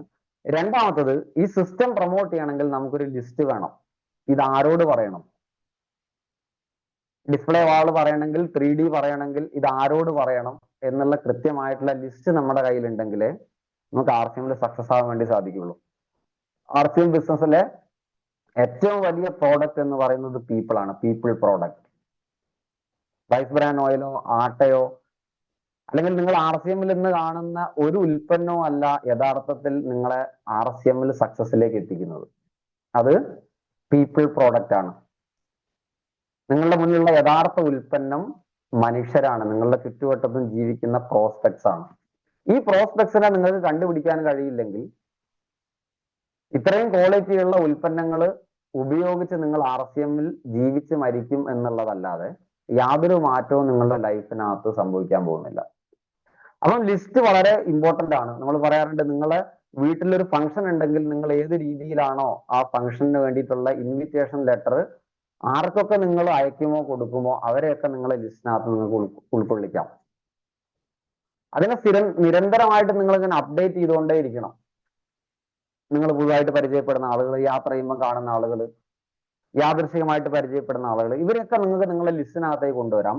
ഈ ലിസ്റ്റിലൂടെയാണ് നമ്മൾ ഈ അച്ചീവ്മെന്റിലേക്ക് എത്തുന്നത്. അല്ലെങ്കിൽ നിങ്ങളിലൂടെ വരുന്ന വ്യക്തിയുടെ ലിസ്റ്റിലൂടെയാണ് നിങ്ങൾ ഈ സിസ്റ്റത്തെ പ്രൊമോട്ട് ചെയ്യേണ്ടത്. അപ്പോൾ സിസ്റ്റം ഏറ്റെടുക്കും ചെയ്യുമെന്നുള്ള ഡിസിഷൻ വേണം. ഡിസിഷൻ മാത്രം ഉണ്ടായാൽ പോരാ, അതിന് നിങ്ങളുടെ മുന്നിൽ ഒരു ലിസ്റ്റ് വേണം. മൂന്നാമത്തെ എന്താ? Dream. The way fuel drives A vehicle, the dream drives a man. ഏത് രീതിയിലാണ് നിങ്ങളെ വാഹനത്തിൽ ഇന്ധനം ആ വാഹനത്തെ മുന്നോട്ട് കൊണ്ടുപോകുന്നത് അല്ലെങ്കിൽ ലക്ഷ്യത്തിലേക്ക് കൊണ്ടുപോകുന്നത്, അതിന് സമാനമാണ് ഒരു വ്യക്തിയുടെ സക്സസിലേക്കുള്ള പാതയിൽ ഡ്രീം. Burning dream. കത്തുന്ന സ്വപ്നങ്ങൾ ഉണ്ടായിരിക്കണം. നമ്മുടെ മനസ്സിനകത്ത് നിന്ന് ഇങ്ങനെ പുകയുന്ന സ്വപ്നങ്ങൾ ഉണ്ടാവണം. പലപ്പോഴും സ്വപ്നമില്ലാത്ത ഒരാളെ സംബന്ധിച്ചിടത്തോളം അദ്ദേഹത്തിന് പ്രത്യേകിച്ചൊരു ലക്ഷ്യബോധം ഉണ്ടാവില്ല. അല്ലെങ്കിൽ RCM ബിസിനസ്സിനകത്ത് പല നെഗറ്റീവുകളും കേൾക്കുന്ന സമയത്ത് ഡ്രീം ഇല്ലാത്തൊരു വ്യക്തിയെ സംബന്ധിച്ചിടത്തോളം അദ്ദേഹം ആ നെഗറ്റീവിൽ തളർന്നു പോകും. എങ്ങനെയാണോ ഒരു വാഹനത്തിൽ ഇന്ധനം സീറോയിലേക്ക് വരുന്നത്, ആ സമയത്ത് ആ വാഹനം അവിടെ സ്റ്റോപ്പ് ആവും. അതിന്റെ ലക്ഷ്യസ്ഥാനം എത്ര ദൂരത്തും ആവട്ടെ അല്ലെങ്കിൽ എത്ര വലുതും ആവട്ടെ, ഫ്യൂവൽ ഇല്ലെങ്കിൽ ആ വണ്ടി മുന്നോട്ട് പോകുന്ന പ്രശ്നമില്ല. ഇതുപോലെ തന്നെയാണ് ഡ്രീം. ബേണിംഗ് ഡ്രീം വേണം. എന്തെങ്കിലുമൊക്കെ ആയിത്തീരണം. RCMനകത്ത് വന്ന് ഈ ലിസ്റ്റിലുള്ള പല ആളുകളോടും നിങ്ങൾ RCM പറയുന്ന സമയത്ത് നിങ്ങൾക്ക് ഒരിക്കലും പോസിറ്റീവ് ആയിട്ടുള്ള റെസ്പോൺസ് മാത്രം കിട്ടുമെന്ന് നിങ്ങൾ പ്രതീക്ഷിക്കരുത്. പല വ്യക്തികളും നിങ്ങളെ മാനസികമായിട്ട് തളർത്തും. ഇനി RCMലൂടെയാണോ നീ രക്ഷപ്പെടാൻ പോകുന്നത് എന്ന് ചോദിക്കാം. പക്ഷെ ഒരു കാര്യം നിങ്ങൾ മനസ്സിൽ ഉറപ്പിക്കുക, ഇന്ന് നിങ്ങളെ കളിയാക്കിയ ആളുകളുണ്ടെങ്കിൽ, തള്ളിപ്പറഞ്ഞ ആളുകളുണ്ടെങ്കിൽ, ഒരു ദിവസം അവരെ കൊണ്ട് JRCM എന്ന് പറയിക്കും എന്നുള്ള ഉറച്ച വിശ്വാസത്തിലായിരിക്കണം നിങ്ങൾ അടുത്ത വ്യക്തി, ആ ലിസ്റ്റിലുള്ള അടുത്ത വ്യക്തിയെ സമീപിക്കുന്നത്. ആ ഒരു യാത്രയിൽ നിങ്ങൾക്ക് ഒരു ഫയർ, ഒരു തീ നിങ്ങളുടെ ഉള്ളിൽ ഉണ്ടാവണമെങ്കിൽ നിങ്ങൾക്ക് ഡ്രീം വേണം. ആ ഡ്രീം ഉണ്ടെങ്കിൽ വെയിൽ നിങ്ങൾക്ക് വെയിലല്ല, മഴ നിങ്ങൾക്ക് മഴയല്ല. RCMന്റെ ഒരു പ്രശ്നങ്ങളും ഒരു നെഗറ്റീവ് നിങ്ങളെ ബാധിക്കുന്നില്ല. RCMന്റെ ഉൽപ്പന്നങ്ങൾ അല്ലെങ്കിൽ കടുകില്ല, RCMല് ഇന്ന പ്രൊഡക്റ്റ് ഇല്ല, അല്ലെങ്കിൽ അരി വന്നിട്ട് RCM ചെയ്യാം എന്നൊക്കെ പറയുന്ന ആളുകളുണ്ട്. ഇതൊന്നും തന്നെ നിങ്ങളെ ബാധിക്കുന്ന പ്രശ്നമേ അല്ല. ഡ്രീം ഇല്ലാത്ത വ്യക്തിയെ സംബന്ധിച്ചിടത്തോളം മുളക് പൊടിയിൽ എരിവ് കൂടുതലാണെന്ന് പറഞ്ഞ് RCM നിർത്തിപ്പോയ ഒരാൾ എൻ്റെ ടീമിലുണ്ട്. ജോയിൻ ചെയ്തതിന് ശേഷം അദ്ദേഹത്തിന് എന്ത് ഡ്രീമാണ്, എന്ത് ലക്ഷ്യബോധമാണ് അദ്ദേഹത്തിന് ജീവിതത്തിലുള്ളത്? എന്തെങ്കിലും പ്രതിസന്ധികളെ തരണം ചെയ്യാൻ അദ്ദേഹത്തെ കൊണ്ട് സാധിക്കുമോ? ഒരിക്കലുമില്ല. അപ്പൊ ഡ്രീം എന്ന് പറയുന്നത് വളരെ ഇമ്പോർട്ടന്റ് ആണ്. ഞാൻ RCMലേക്ക് വരുന്ന സമയത്ത് എൻ്റെ മുന്നിലുണ്ടായിരുന്ന ഏറ്റവും വലിയ ഡ്രീം ഒരു വീട് എന്നുള്ള സ്വപ്നമായിരുന്നു. എൻ്റെ അച്ഛൻ, ഈ നിങ്ങൾ ഈ പിക്ചറിനകത്ത് കാണുന്ന വീട് ഞാൻ RCMൽ വന്നതിന് ശേഷം ഈ 6 വർഷം കൊണ്ട് ഞാൻ സീറോയിൽ നിന്ന് സ്റ്റാർട്ട് ചെയ്ത് കംപ്ലീറ്റ് ചെയ്തിട്ടുള്ള വീടാണ്. RCMന്റെ ഓൺ പ്രൈസ്, വേറെ ഒരു ഇൻകം ഇല്ല, RCMനകത്ത് നിന്നുള്ള വരുമാനം മാത്രം. ഈ വീട് നിൽക്കുന്ന ഇതേ സ്ഥലത്ത് എൻ്റെ അച്ഛൻ 3 തവണ വീടിന്റെ തറയിട്ടിട്ടുണ്ട്, ഒരു 15 മുതൽ 20 വർഷത്തിനുള്ളിൽ. പക്ഷെ അത് തുടങ്ങാനോ കംപ്ലീറ്റ് ചെയ്യാനോ അദ്ദേഹത്തിന് സാധിച്ചിട്ടില്ല. അപ്പൊ എൻ്റെ മുന്നിൽ RCM എൻ്റെ കയ്യിൽ കിട്ടിയ സമയത്ത് എൻ്റെ മുന്നിൽ ഉണ്ടായിരുന്ന ഫസ്റ്റ് ഡ്രീം ആയിരുന്നു സ്വന്തമായിട്ടൊരു വീട് എന്ന് പറയുന്നത്. ആദ്യ കാലഘട്ടങ്ങളിൽ ഞാൻ RCMന്റെ ഓരോ കമ്മീഷനും വരുന്ന സമയത്ത് ഞാൻ ചിന്തിക്കാറുണ്ടായിരുന്നത് എങ്ങനെ എൻ്റെ വീട് പണി സ്റ്റാർട്ട് ചെയ്യാന്നുള്ളതാണ്. ഒരു വ്യക്തമായിട്ടൊരു ഡ്രീം എൻ്റെ മുന്നിൽ ഉണ്ടായിരുന്നു. ഒരു ഷോർട്ട് ടൈം ഡ്രീം ആണെങ്കിൽ പോലും ഡ്രീം ഉണ്ടായിരുന്നു. അപ്പൊ ഡ്രീം നമുക്ക് ആവശ്യമാണ്. 2 കമ്മിറ്റ്മെന്റ്. എന്താണ് commitment? Commitment comes when a person believes it is their on.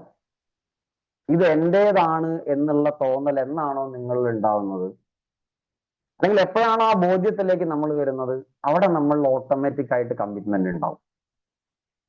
അങ്ങനെ പറഞ്ഞാൽ എന്താ? ഞാനൊരു ഉദാഹരണം പറയാം.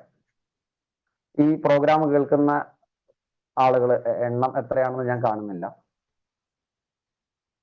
ഒരു എക്സാമ്പിൾ ആയിട്ട്, നിങ്ങൾ ഒരു ദിവസം വിത്ത് ഫാമിലി നിങ്ങൾ ഒരു സ്ഥലത്തേക്ക് ടൂർ പോയി. ടൂർ പോയ സമയത്ത് ഒരു അപ്പാർട്ട്മെന്റിലാണ് നിങ്ങളുടെ താമസം. രാവിലെ നിങ്ങൾ രാത്രി അവിടെ എത്തി, അവിടെ സ്റ്റേ ചെയ്തു. രാവിലെ നിങ്ങൾ ഉണർന്നിട്ട് ആ അപ്പാർട്ട്മെന്റിന്റെ ഒരു 3rd ഫ്ലോറിലാണ് നിങ്ങളുടെ റൂം. നിങ്ങളുടെ ഡോർ തുറന്ന് മുന്നിലേക്ക് വന്ന സമയത്ത് വളരെ മനോഹരമായിട്ടുള്ളൊരു സീനറിയാണ്.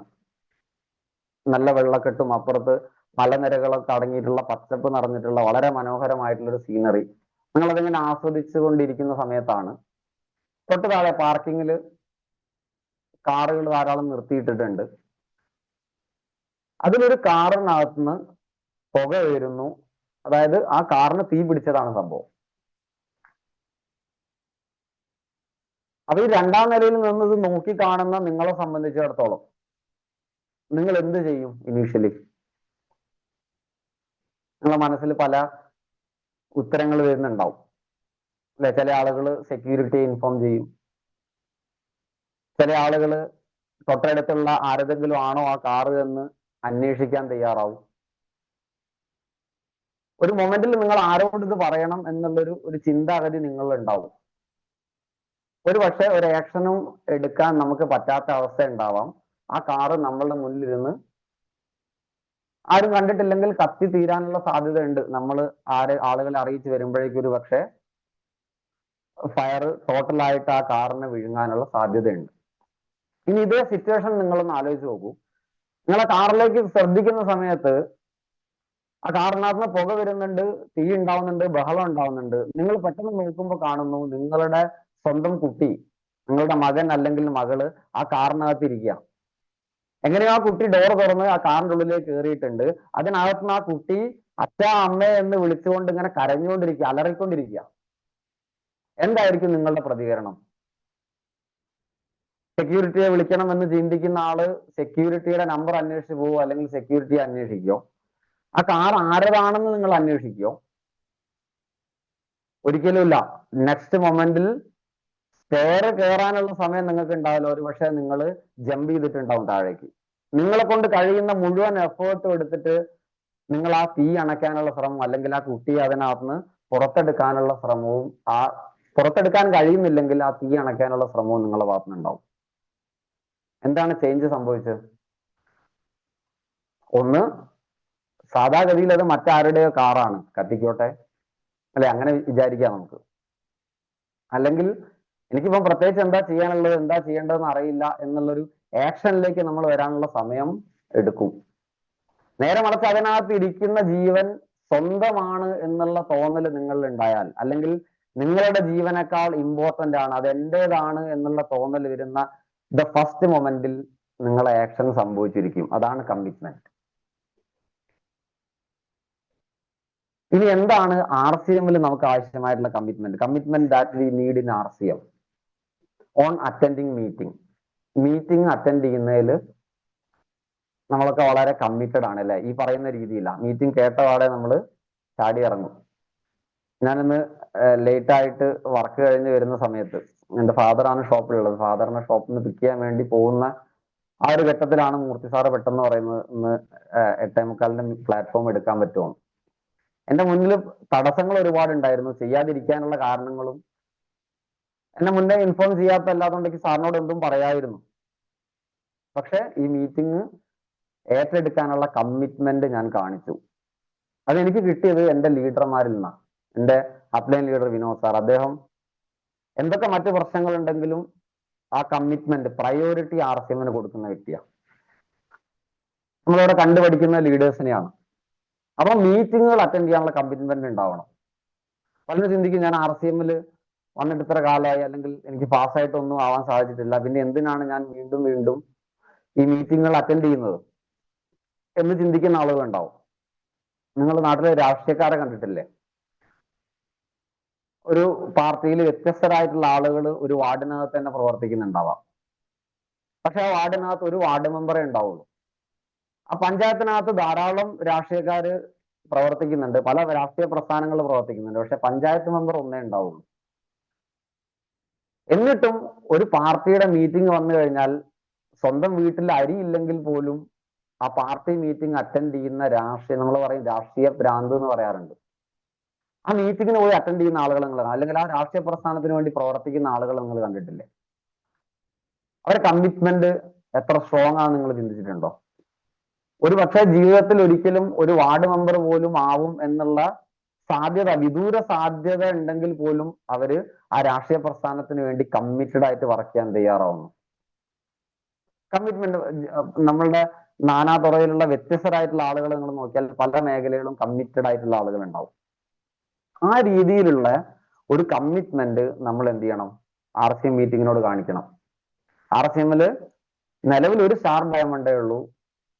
പക്ഷെ ഈ ഇരിക്കുന്ന എല്ലാ ആളുകൾക്കും സ്റ്റാർ ഡയമണ്ട് ആവാനുള്ള opportunity at A time RCM നമ്മളെ മുന്നിലേക്ക് തരുന്നു. ഒരു പൊളിറ്റീഷ്യൻ, നേരത്തെ പറഞ്ഞ രാഷ്ട്രീയത്തിൽ അങ്ങനെയല്ല, ഒരു പ്രൈം മിനിസ്റ്ററെ ഉണ്ടാവുള്ളൂ അറ്റ് എ ടൈം. കേരളത്തിന് ഒരു മുഖ്യമന്ത്രി ഉണ്ടാവുള്ളൂ അറ്റ് എ ടൈം. പക്ഷെ ആ ലക്ഷ്യത്തിന്റെ പിറകിൽ എത്ര ആളുകൾ കതറിട്ട കുപ്പായവും തേച്ച് മിനുക്കി നമ്മളുടെയൊക്കെ മുന്നില് കവലകളില് പൊതുമധ്യത്തിൽ പ്രസംഗിക്കുന്നു, ആ രാഷ്ട്രീയ പ്രസ്ഥാനത്തിന് വേണ്ടി ജോലി ചെയ്യുന്നു, എന്തെല്ലാം കാര്യങ്ങൾ ചെയ്യുന്നു. കമ്മിറ്റ്മെന്റ്, അതിന്റെ 100-1 കമ്മിറ്റ്മെന്റ് നമ്മളുടെ സ്വന്തം ഫാമിലിയെ രക്ഷപ്പെടുത്താൻ, അടുത്ത തലമുറകളെ രക്ഷപ്പെടുത്താൻ, മരണത്തിന് മുൻപ് ഒരു സക്സസ് വിജയിച്ച് പല ആളുകളുടെ മുന്നിലും കാണിച്ചു കൊടുത്ത് മരിക്കാനുള്ള ഒരു ഓപ്പർച്യൂണിറ്റി മുന്നിൽ കിട്ടിയിട്ടും നമ്മൾ എന്ത് ചെയ്യാൻ പാടില്ല? അതിനോടൊരു വിമുഖത കാണിക്കാൻ പാടില്ല. പ്രയോറിറ്റി, ഞാൻ പറഞ്ഞു, എന്റെ ലീഡറെ സംബന്ധിച്ചിടത്തോളം എന്തുണ്ടെങ്കിലും അദ്ദേഹം RCMന് പ്രയോറിറ്റി കൊടുക്കുന്ന ആളാണ്. നിങ്ങളൊക്കെ ലീഡേഴ്സ് അങ്ങനെയായിരിക്കും. പ്രയോറിറ്റൈസ് ചെയ്യാൻ കഴിയണം RCM. അങ്ങനെയാണെങ്കിൽ ആ മീറ്റിംഗ് നമുക്ക് അറ്റൻഡ് ചെയ്യാൻ വേണ്ടി കഴിയുള്ളൂ. നിങ്ങൾക്ക് രാവിലെ ഓഫീസിൽ പോകണം, അത് നിങ്ങളെ ഫസ്റ്റ് പ്രയോറിറ്റിയാണ് ഒരു ജോലിക്കാരനെ സംബന്ധിച്ചിടത്തോളം. പക്ഷെ ഒരു ദിവസം നിങ്ങളുടെ കുട്ടിയുടെ എക്സാം ആണ്, ആനുവൽ എക്സാം ആണ്, വണ്ടി എന്തോ കാരണം കൊണ്ട് വന്നിട്ടില്ല. 9:30 ഓഫീസ് ടൈം. 9 മണിയാവുന്ന സമയത്താണ് വണ്ടി ഇല്ലെന്ന് പറയുന്നത്. അരമണിക്കൂർ റണ്ണിങ് ഉണ്ട് ഓഫീസിലേക്ക്. അപ്പൊ 9 മണിക്ക് ഇറങ്ങിയാലും 9:30 എത്തുള്ളൂ. പഞ്ചിങ് ഉണ്ട്. നിങ്ങളുടെ ഫസ്റ്റ് പ്രയോറിറ്റി, വൈഫ് എന്ത് കാര്യം പറഞ്ഞു കഴിഞ്ഞാലും നിങ്ങൾ 9 മണിക്ക് വീട്ടിൽ നിന്ന് ഇറങ്ങും, അല്ലെങ്കിൽ എന്ത് മറ്റു പ്രശ്നങ്ങൾ ഉണ്ടെങ്കിലും വീട്ടിൽ നിന്ന് ഇറങ്ങും. കാരണം പ്രയോറിറ്റി ഓഫീസിൽ എത്തുക എന്നുള്ളതിനാണ്. ഞാൻ പറഞ്ഞൊരു ദിവസം കുട്ടിയുടെ എക്സാമിന്റെ അന്ന് വണ്ടി ബ്രേക്ക് ഡൗൺ ആയി, സ്ഥിരമായിട്ട് വരുന്ന വണ്ടി വന്നില്ല. സ്വാഭാവികമായിട്ടും എക്സാമിന് എത്തുക എന്ന് പറയുന്നത് വളരെ ഇമ്പോർട്ടന്റ് ആണ്. നിങ്ങൾ ഓഫീസ് ടൈം ലേറ്റ് ആണെങ്കിലും നിങ്ങൾ ഫസ്റ്റത്തെ പ്രയോറിറ്റി കൊടുക്കാൻ പോകുന്നത് ആ കുട്ടിയെ എക്സാം സെന്ററിൽ എത്തിക്കാനാണ്. കാരണം അവിടെ പ്രയോറിറ്റി മാറി. ഫസ്റ്റ് പ്രയോറിറ്റി ഓഫീസിനായിരുന്നെങ്കിൽ ഇന്ന് ഈ പ്രത്യേക സിറ്റുവേഷനിൽ പ്രയോറിറ്റി സ്വന്തം കുട്ടിയെ എക്സാം സെന്ററിൽ എത്തിക്കുക എന്നുള്ളതിലാണ്. പ്രയോറിറ്റി മാറുന്നതിനനുസരിച്ച് നമ്മളെ ആക്ഷനും മാറും. നമ്മളെയൊക്കെ സംബന്ധിച്ചിടത്തോളം നമ്മളെ കുടുംബത്തിലെ കല്യാണം, മരണം, മറ്റ് പേഴ്സണൽ കാര്യങ്ങൾ, നമ്മളുടെ എന്റർടൈൻമെന്റ്, ഇതിനൊക്കെ ശേഷമാണ് എന്തിന് പ്രയോറിറ്റി ഉള്ളൂ? RCMന് പ്രയോറിറ്റി ഉള്ളൂ. അതുകൊണ്ട് തന്നെ നമ്മൾ പലപ്പോഴും മീറ്റിങ്ങിന് നമുക്ക് എത്തിപ്പെടാൻ കഴിയില്ല. ഒരുപാട് എക്സ്ക്യൂസുകൾ നമ്മളെ മുന്നിൽ വരും. അപ്പൊ അങ്ങനെ ആവരുത്. നമ്മളുടെ ഫസ്റ്റ് പ്രയോറിറ്റി എപ്പോഴും എന്തായിരിക്കണം? RCM ആയിരിക്കണം. നമ്മൾ കമ്മിറ്റഡ് ആയിരിക്കണം. ഗൾഫിലുള്ള ഒരാള് നാട്ടില് നിങ്ങളുടെ കുടുംബത്തിൽ ഒരു കല്യാണത്തിന് വന്നിട്ടില്ലെങ്കിലും ആരും ഒന്നും പറയില്ല. കാരണം അവിടെ പ്രയോറിറ്റി ഗൾഫിൽ നിൽക്കുന്ന ജോലിക്കാണ്, ആ വിസയ്ക്കാണ്, അല്ലെങ്കിൽ ആ ജോലി ചെയ്യുന്ന സ്ഥാപനത്തിൽ. അവിടുന്ന് പെട്ടെന്ന് ഇറങ്ങി ഓടാൻ കഴിയില്ല. ഒരു സാധാ ജോലിക്കാരൻ ലീവാക്കി കല്യാണത്തിന് വന്നിട്ടില്ലെങ്കിൽ ഫയർ ചെയ്യുന്ന ഫാമിലി ഒരു പോലീസുകാരനോട് ഒരു പക്ഷെ അങ്ങനെ പറയില്ല. കാരണം ഡ്യൂട്ടിക്കാണ് പ്രയോറിറ്റി.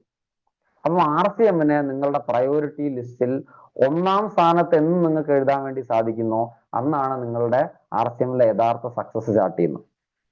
ഓൺ 100% പ്രോഡക്റ്റ് യൂസ്, അതിലൊരു കമ്മിറ്റ്മെന്റ് വേണം. ഞാൻ പറഞ്ഞു, നിങ്ങൾ ഡിസ്പ്ലേ വാള് ഇന്ന് സ്റ്റാർട്ട് ചെയ്യുകയാണെങ്കിൽ ഈ കമ്മിറ്റ്മെന്റ് നിങ്ങൾക്ക് 100% പുലർത്താൻ വേണ്ടി സാധിക്കും. ഹോം ഷോപ്പ്, നിങ്ങളുടെ സ്വന്തം വീട്ടിൽ ഉൽപ്പന്നം ഉണ്ടെങ്കിൽ നിങ്ങളൊരു കൺസിസ്റ്റന്റ് പർച്ചേസർ ആവും, നിങ്ങളൊരു കൺസിസ്റ്റന്റ് നെറ്റ്വർക്കർ ആവും, നിങ്ങൾ സിസ്റ്റം ചെയ്യുന്ന ആളായിട്ട് മാറും. 100% പ്രോഡക്റ്റ് യൂസ് അത് ചെയ്തെങ്കിൽ മാത്രമേ സിമ്പിൾ ആയിട്ട് അത് അച്ചീവ് ചെയ്യാൻ വേണ്ടി നമുക്ക് സാധിക്കുള്ളൂ. 2, കമ്മിറ്റ്മെന്റ് ഓൺ ടീം. നമ്മളുടെ ടീമിനോട് നമുക്കൊരു കമ്മിറ്റ്മെന്റ് വേണം. എന്താ നമ്മളെ ടീമിനോട് നമുക്ക് കമ്മിറ്റ്മെന്റ് വേണമെന്ന് പറയാൻ കാരണം? Commitment on team. നിങ്ങൾ ആദ്യം മനസ്സിലാക്കേണ്ടത് ടീം എന്ന് പറയുന്നത് സ്റ്റാർട്ട് ചെയ്യുന്നത് നമ്മളിൽ നിന്നാണ്. നിങ്ങളുടെ ടീം എന്ന് നിങ്ങൾ ചിന്തിക്കുമ്പോൾ നിങ്ങളെ താഴെയുള്ള ഒരു ബിഗിനർ അച്ചീവറെയോ ഒരു സ്റ്റാർട്ടർ അച്ചീവറെയോ സ്റ്റാർ അച്ചീവറെയോ അല്ല നിങ്ങളുടെ മനസ്സിലേക്ക് ആദ്യം വരേണ്ടത്. Team starts with you. നമ്മൾ നല്ലതാണെങ്കിൽ മാത്രമേ നമ്മളുടെ ടീം നന്നാവുള്ളൂ.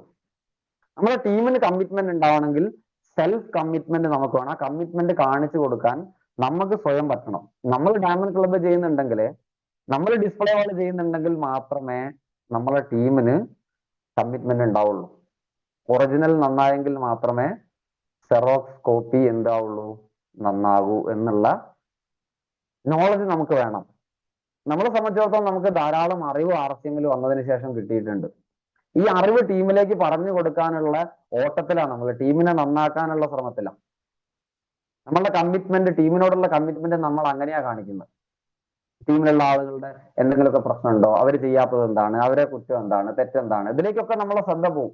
നമ്മളുടെ അറിവ് അവരിലേക്ക് പകർന്നു കൊടുക്കാനുള്ള, നമുക്ക് അറിയുന്ന ലിമിറ്റഡ് അറിവായിരിക്കാം, കുറച്ച് കേട്ടിട്ട് കൂടുതൽ പറയാനുള്ള ശ്രമമാണ് പല ആളുകളും നടത്തുക. മനസ്സിലാക്കുക, അറിവ് കിട്ടുന്ന ഒരു വ്യക്തി ടീമിനെ പഠിപ്പിക്കാൻ തയ്യാറാവും. ആ അറിവിന് പകരം എന്നാണോ നിങ്ങളിൽ ജ്ഞാനം ഉണ്ടാവുന്നത് അന്ന് നിങ്ങൾ സ്വയം നന്നാവും എന്നാണ്. അറിവും ജ്ഞാനവും തമ്മിൽ വ്യത്യാസമുണ്ട്. നോളജും വിസ്ഡവും തമ്മിൽ വ്യത്യാസമുണ്ട്. നമ്മളിൽ ഉണ്ടാവേണ്ടത് വിസ്ഡമാണ്. ടീം ആരംഭിക്കുന്നത് നമ്മളിൽ നിന്നാണ്. ഈ ക്വാളിറ്റീസ് നമ്മളിൽ ഉണ്ടാവണം എന്നുള്ള ഒരു തോന്നല് അല്ലെങ്കിൽ ഒരു ബോധ്യം നമുക്ക് ഉണ്ടാവണം. Commitment, confidence. കോൺഫിഡൻസ് വേണം. എന്തൊക്കെ കോൺഫിഡൻസ് വേണം? സെൽഫ് കോൺഫിഡൻസ് വേണം, പ്രൊഡക്റ്റിൽ കോൺഫിഡൻസ് വേണം, കമ്പനിയിൽ കോൺഫിഡൻസ് വേണം, ലീഡറിൽ കോൺഫിഡൻസ് വേണം, സിസ്റ്റത്തിൽ കോൺഫിഡൻസ് വേണം. കോൺഫിഡന്റ് ആവാൻ എന്താ നമുക്ക് ചെയ്യാൻ പറ്റുക? RCM ബിസിനസ്സിൽ കോൺഫിഡന്റ് ആവണമെങ്കിൽ എന്ത് ചെയ്യണം? ഒന്നാമത്തെ കാര്യം, RCM ബിസിനസ് ചെയ്യണം സീരിയസ് ആയിട്ട്. ചെയ്യുമ്പോഴേ കോൺഫിഡൻസ് വരുള്ളൂ. ആക്ഷൻ ആണ് കോൺഫിഡൻസിന്റെ ഏറ്റവും വലിയ മരുന്ന്. നിങ്ങൾക്ക് സ്റ്റേജിൽ കയറി മൈക്ക് പിടിച്ച് സംസാരിക്കുന്നതിൽ നിങ്ങൾ കോൺഫിഡന്റ് അല്ലെങ്കിൽ ആ കോൺഫിഡൻസ് ഉണ്ടാക്കാൻ ഒരൊറ്റ വഴിയേ ഉള്ളൂ. എപ്പോഴെങ്കിലും സ്റ്റേജിൽ കയറുക, മൈക്ക് പിടിക്കുക, സംസാരിക്കുക. ആ ആക്ഷൻ നടക്കുന്ന സമയത്ത് ഓട്ടോമാറ്റിക് ആയിട്ട് നിങ്ങളിൽ കോൺഫിഡൻസ് ഉണ്ടാവും. ഒരു പക്ഷേ തെറ്റിപ്പോകാം, പരാജയപ്പെടാം, അല്ലെങ്കിൽ സ്വയം നന്നായില്ലെന്നുള്ള ബോധം നിങ്ങളിൽ ഉണ്ടാവാം. ഒരു കുഴപ്പമില്ല. First step is always difficult. നിങ്ങൾക്ക് 100 കിലോമീറ്റർ നടന്നു പോകണമെങ്കിലും 10 കിലോമീറ്റർ നടന്നു പോകണമെങ്കിലും ഫസ്റ്റ് സ്റ്റെപ്പ് എന്ന് പറയുന്നത് ഇനീഷ്യേറ്റ് ചെയ്തേ പറ്റുള്ളൂ. ആദ്യത്തെ സ്റ്റെപ്പ് പറ്റാതെ വീഴാതെ ആരും നടത്തം പഠിക്കില്ല. ഒരിറക്കെങ്കിലും വെള്ളം കുടിക്കാതെ നീന്തൽ പഠിച്ചിട്ടുള്ള ആരുമില്ല. നീന്തൽ പഠിക്കുക എന്ന് പറഞ്ഞാൽ വെള്ളത്തിൽ ഇറങ്ങുക എന്നുള്ളത് മാത്രമാണ് അതിൻ്റെ ഒരു മാർഗമുള്ളൂ. കോൺഫിഡൻസ്, സെൽഫ് കോൺഫിഡൻസ് വേണം. സെൽഫ് കോൺഫിഡൻസ് എങ്ങനെ ഉണ്ടാവുന്നു? നമ്മൾ ചെയ്യുന്ന സമയത്ത് സെൽഫ് കോൺഫിഡൻസ് ഉണ്ടാവുന്നു. ഒരാളുടെ സെൽഫ് കോൺഫിഡൻസ് ഉണ്ടാക്കിയെടുക്കാനും നമുക്ക് പറ്റും ഈ രീതിയിൽ. അപ്പൊ നമ്മൾ സെൽഫ് കോൺഫിഡൻസ് ആവണമെങ്കിൽ ആക്ഷൻ ആണ് സെൽഫ് കോൺഫിഡൻസിന്റെ ഏറ്റവും വലിയ മരുന്ന്, മെഡിസിൻ എന്ന് പറയുന്നത്. Confidence in product. പ്രോഡക്റ്റിൽ കോൺഫിഡൻസ് ഉണ്ടാവണമെങ്കിൽ ഒന്നും ചെയ്യേണ്ട, പ്രൊഡക്റ്റ് ഉപയോഗിച്ചാൽ മതി. 100% പ്രൊഡക്റ്റ് ഉപയോഗിക്കുന്ന ഒരു വ്യക്തിക്ക് RCM പ്രോഡക്റ്റിൽ കോൺഫിഡന്റ് ആയിരിക്കും. വേറെ ഒന്നും ചെയ്യേണ്ട കാര്യമില്ല. Confidence in company. കമ്പനിയിൽ നമ്മൾ കോൺഫിഡന്റ് ആയിരിക്കണം. കമ്പനി നമുക്ക് വിസിറ്റ് ചെയ്യാം. അപ്പൊ ധാരാളം ആളുകൾ കമ്പനി പോയിട്ടുണ്ട്. വിസിറ്റ് ചെയ്യാൻ പറ്റാത്ത ആളുകൾക്ക് കമ്പനിയെ കുറിച്ചുള്ള നോളജ് നിങ്ങൾക്ക് ഉണ്ടാക്കിയെടുക്കാം. കമ്പനിയുടെ ഇൻഫ്രാസ്ട്രക്ചർ എന്താണ്, കമ്പനിയുടെ ഇൻവെസ്റ്റ്മെന്റ് എന്താണ്, കമ്പനിയുടെ ക്രെഡിബിലിറ്റി എന്താണ്, എത്ര വർഷമായിട്ട് ഈ മാർക്കറ്റിലുള്ള കമ്പനി എന്താ ആണ്, കമ്പനിയുടെ അസറ്റുകൾ എന്തൊക്കെയാണ്, ഇതെല്ലാം പഠിച്ചു കഴിഞ്ഞാൽ നിങ്ങൾക്ക് കമ്പനിയിൽ കോൺഫിഡൻസ് ഉണ്ടെങ്കിലേ നിങ്ങൾക്ക് എന്ത് ചെയ്യാൻ പറ്റുള്ളൂ? സ്റ്റേബിൾ ആയിട്ട് സ്റ്റഡി ആയിട്ട് കമ്പനിയിൽ വർക്ക്ഔട്ട് ചെയ്യാൻ കഴിയുള്ളൂ. അതുകൊണ്ടാണ് നമ്മൾ RCM ചൂസ് ചെയ്തത്. 25 വർഷത്തെ എക്സ്പീരിയൻസ് ഉള്ള number 1 company, number 1 direct selling company in India എന്ന് നിസ്സംശയം പറയാം. അപ്പൊ ആ ഒരു കോൺഫിഡൻസ് നമ്മൾ കമ്പനിയിൽ ഉണ്ടാക്കിയെടുക്കണം. 2, കോൺഫിഡൻസ് ഇൻ ലീഡർ. ലീഡറിൽ നമ്മളൊരു കോൺഫിഡൻസ് കൊടുത്തേ പറ്റുള്ളൂ. കാരണം നമ്മളുടെ വിജയത്തിന് ഏറ്റവും ഇമ്പോർട്ടന്റ് ആണ് ഈ ഇൻഡസ്ട്രിയിൽ മെന്റർ എന്ന് പറയുന്നത്. മെന്റർ അല്ലെങ്കിൽ ലീഡർ. ആ ലീഡറെ ഫോളോ ചെയ്യുന്ന ലീഡർ എന്ന് പറഞ്ഞാൽ നമ്മൾ പറയാറുണ്ട്, അപ്ലൈനെ മൂർത്തി സാറ് ഡിഫൈൻ ചെയ്യാറുണ്ട്, ആക്റ്റീവ്, എഫക്റ്റീവ്, ഗ്രോയിങ് അപ്ലൈൻ. നിങ്ങളെ RCMലേക്ക് കൊണ്ടുവന്ന വ്യക്തി ആയിരിക്കണമെന്നില്ല ഒരിക്കലും നിങ്ങളുടെ ലീഡർ അല്ലെങ്കിൽ നിങ്ങളുടെ മെന്റർ. ഭൂരിപക്ഷം ആളുകൾക്കും അവരാവാം, പക്ഷെ നിങ്ങൾ ആക്റ്റീവ് എഫക്റ്റീവ് ഗ്രോയിങ് ആയിട്ടുള്ള ഒരു അപ്ലൈനെ നിങ്ങൾ ഫൈൻഡ് ഔട്ട് ചെയ്യണം. ആ ലീഡർ പറയുന്നതിനെ നിങ്ങൾ ഫോളോ ചെയ്യണം. ആ ലീഡർ പറയുന്നതിനെ നിങ്ങൾ വിശ്വസിക്കണം. പലപ്പോഴും ലീഡേഴ്സ് പല കാര്യങ്ങളും പറയുന്ന സമയത്ത് നമ്മളൊരു സംശയം, ഒരു ചെറിയ സംശയമെങ്കിലും നിങ്ങൾക്ക് അദ്ദേഹം പറയുന്ന ആ പ്രവൃത്തി, ആ ആക്ഷനിൽ നിങ്ങളൊരു മൈന്യൂട്ട് സംശയം കൊണ്ടുവന്നു കഴിഞ്ഞാൽ ആ ആക്ഷൻ പൂർണ്ണമായിട്ട് പെർഫോം ചെയ്യാൻ നിങ്ങൾക്ക് സാധിക്കില്ല. അത് നിങ്ങളെ റിസൾട്ടിനെ ബാധിക്കും. അപ്പം confidence in leader. Next, confidence in system. സിസ്റ്റത്തിൽ കോൺഫിഡൻസ് വേണം. സിസ്റ്റത്തിൽ കോൺഫിഡൻസ് വേണമെങ്കിൽ അതിനാണ് നമ്മുടെ ഹേമന്ത് സാറൊക്കെ പറയുന്ന പോലെ, ഞാൻ നേരത്തെ കാണിച്ച ആ ഒരു ടേബിളൊക്കെ കാണിച്ച നമ്മുടെ അനീഷ് സാറൊക്കെ പറയുന്ന പോലെ ഒരു സിസ്റ്റം പ്രൊമോഷൻ പ്ലാൻ നമുക്ക് വേണം. ആ സിസ്റ്റം പ്രൊമോഷൻ പ്ലാൻ ഉണ്ടെങ്കിൽ നമുക്ക് സിസ്റ്റം ഇംപ്ലിമെന്റ് ചെയ്യാൻ കഴിയുള്ളൂ. അതിൽ കോൺഫിഡൻസ് ഉണ്ടാവുള്ളൂ. ആ സിസ്റ്റം നമ്മൾ പ്രൂവ് ചെയ്ത് കാണിക്കണം.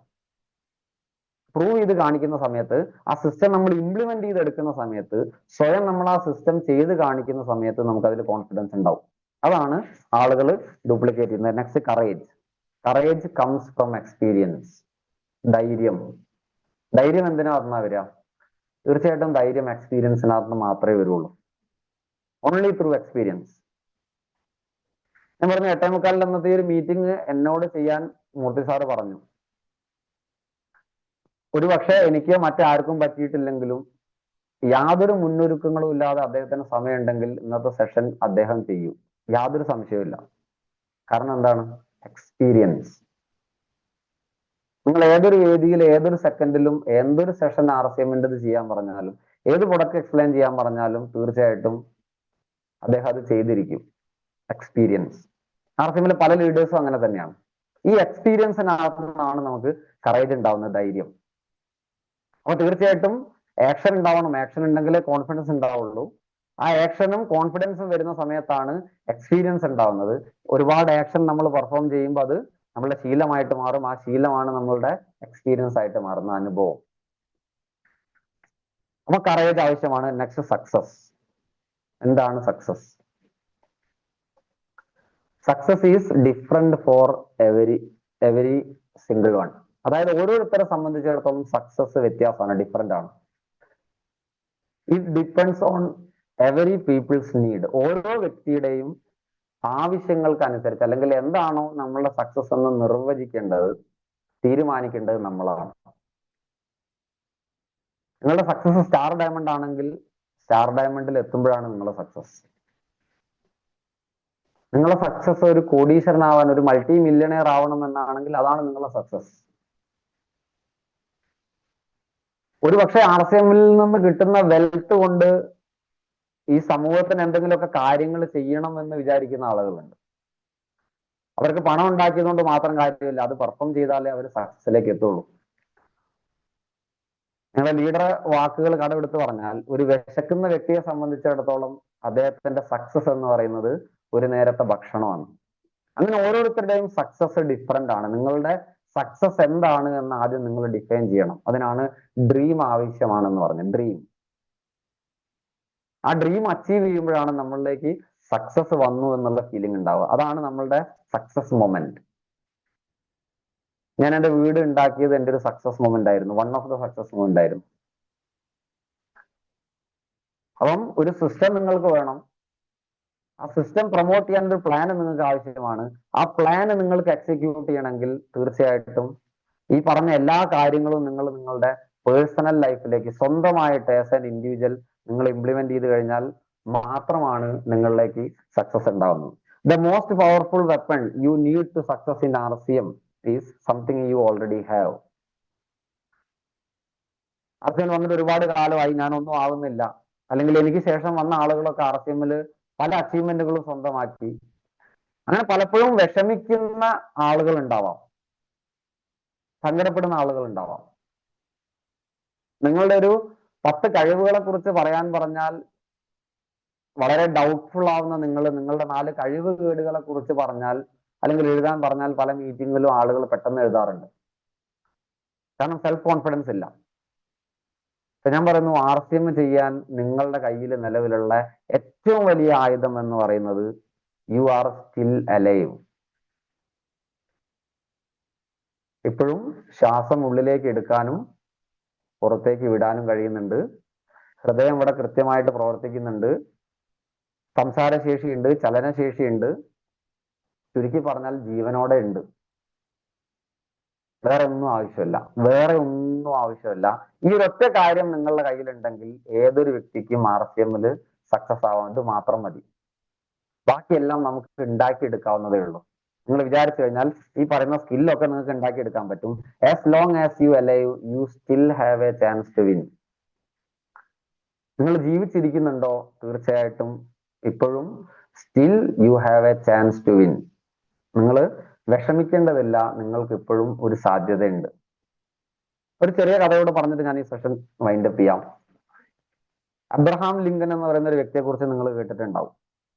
അദ്ദേഹം അമേരിക്കയുടെ പ്രസിഡന്റ് ആയിരുന്നു.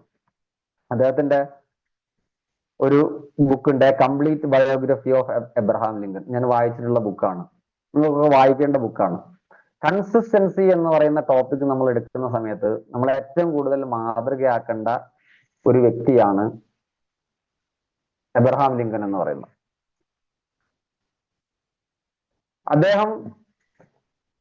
അദ്ദേഹത്തിന്റെ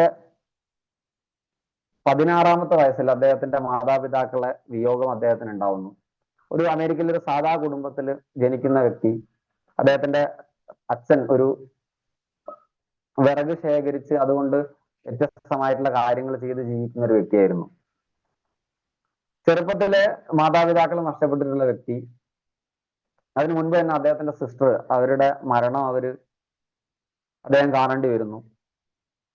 വളരെ കഷ്ടപ്പെട്ട് മുന്നോട്ട് പോകുന്ന സമയത്ത് അദ്ദേഹത്തോട് സ്കൂൾ ജീവിതത്തിൽ പഠിക്കുന്ന സമയത്ത് ടീച്ചർ ചോദിക്കുന്നു എന്താവാനാണ് ആഗ്രഹം. പലരും പല കാര്യങ്ങൾ പറയുന്ന സമയത്ത് അദ്ദേഹം പറയുന്നു എനിക്ക് അമേരിക്കയുടെ പ്രസിഡന്റ് ആവണം.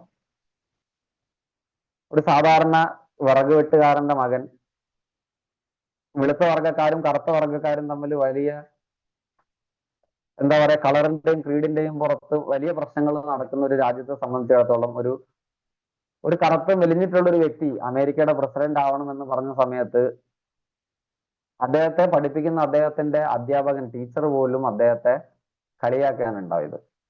ഒരിക്കലും നിനക്ക് അമേരിക്കയുടെ പ്രസിഡന്റ് ആവാൻ അങ്ങനെ ചിന്തിക്കുക പോലും വേണ്ട എന്ന് പറഞ്ഞ അദ്ദേഹത്തെ നിരുത്സാഹപ്പെടുത്താണ്. അങ്ങനെ അദ്ദേഹത്തിന് ധൈര്യം കൊടുത്ത അദ്ദേഹത്തിന്റെ കാമുകിയാണ്, അദ്ദേഹത്തിന് ഒരു സപ്പോർട്ടായിട്ട് നിന്നത് അവരായിരുന്നു. അദ്ദേഹത്തിന്റെ 26-ാമത്തെ വയസ്സിൽ കാമുകി ഒരു അസുഖത്തെ തുടർന്ന് കാമുകി മരിക്കുന്ന സാഹചര്യം ഉണ്ടാവുന്നു. എല്ലാം നഷ്ടപ്പെട്ട് നിൽക്കുന്ന സാഹചര്യത്തിൽ അദ്ദേഹത്തിന് ഞരമ്പുകൾ വലിഞ്ഞു മുറുകുന്ന ഒരു പ്രത്യേകതരം അസുഖത്തിന് അദ്ദേഹം എന്താ പറയാ കീഴ്പ്പെടുകയാണ്. അപ്പോഴും അദ്ദേഹത്തിന്റെ ലക്ഷ്യമായിട്ട് അദ്ദേഹം മുന്നോട്ട് പോകുന്നു. അദ്ദേഹം അമേരിക്കയുടെ സെനറ്റിലേക്ക് ആദ്യമായിട്ട് നിയമനിർമ്മാണ സഭയിലേക്ക് മത്സരിക്കുന്നു, പരാജയപ്പെടുന്നു. സെനറ്റിലേക്ക് മത്സരിക്കുന്നു, പരാജയപ്പെടുന്നു. വീണ്ടും നിയമനിർമ്മാണ സഭയിലേക്ക് മത്സരിക്കുന്നു, പരാജയപ്പെടുന്നു. അവിടുത്തെ ഒരു സ്റ്റാൻഡിംഗ് കൗൺസിലിലേക്ക് മത്സരിക്കുന്നു, അദ്ദേഹം പരാജയപ്പെടുന്നു. വൈസ് പ്രസിഡന്റ് സ്ഥാനത്തേക്ക് മത്സരിക്കുന്നു, പരാജയപ്പെടുന്നു. ഇതിനിടയിലൊക്കെ വ്യത്യസ്തമായിട്ടുള്ള പരിഹാസങ്ങളും പുച്ഛങ്ങളും അദ്ദേഹം നിരന്തരമായിട്ട് അദ്ദേഹത്തിന്റെ ജീവിതത്തിൽ അദ്ദേഹം ഫേസ് ചെയ്യേണ്ടി വരുന്നുണ്ട്. അങ്ങനെ ഒരുപാട് വർഷം മുന്നോട്ട് പോകുന്ന സമയത്ത് നിങ്ങൾ ആലോചിച്ച് നോക്കുക, ഒരു 50 വയസ്സ് വരെ അദ്ദേഹം ജീവിതത്തിന്റെ സമസ്ത മേഖലകളിലും അദ്ദേഹം പരാജയപ്പെട്ട് നിൽക്കുകയാണ്. അദ്ദേഹം 51-ാമത്തെ വയസ്സിൽ വീണ്ടും അമേരിക്കൻ പ്രസിഡന്റ് ആയിട്ട് അദ്ദേഹം മത്സരിക്കുന്നു, പരാജയപ്പെടുന്നു.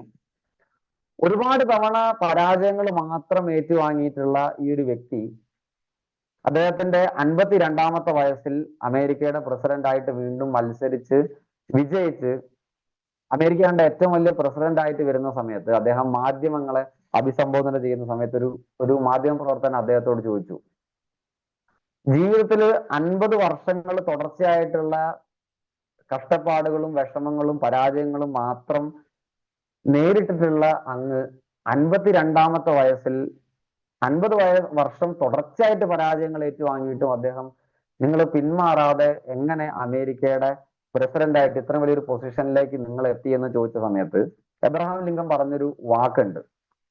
അതിങ്ങനെയാണ്, may I am a slow walker but I never walk backwards.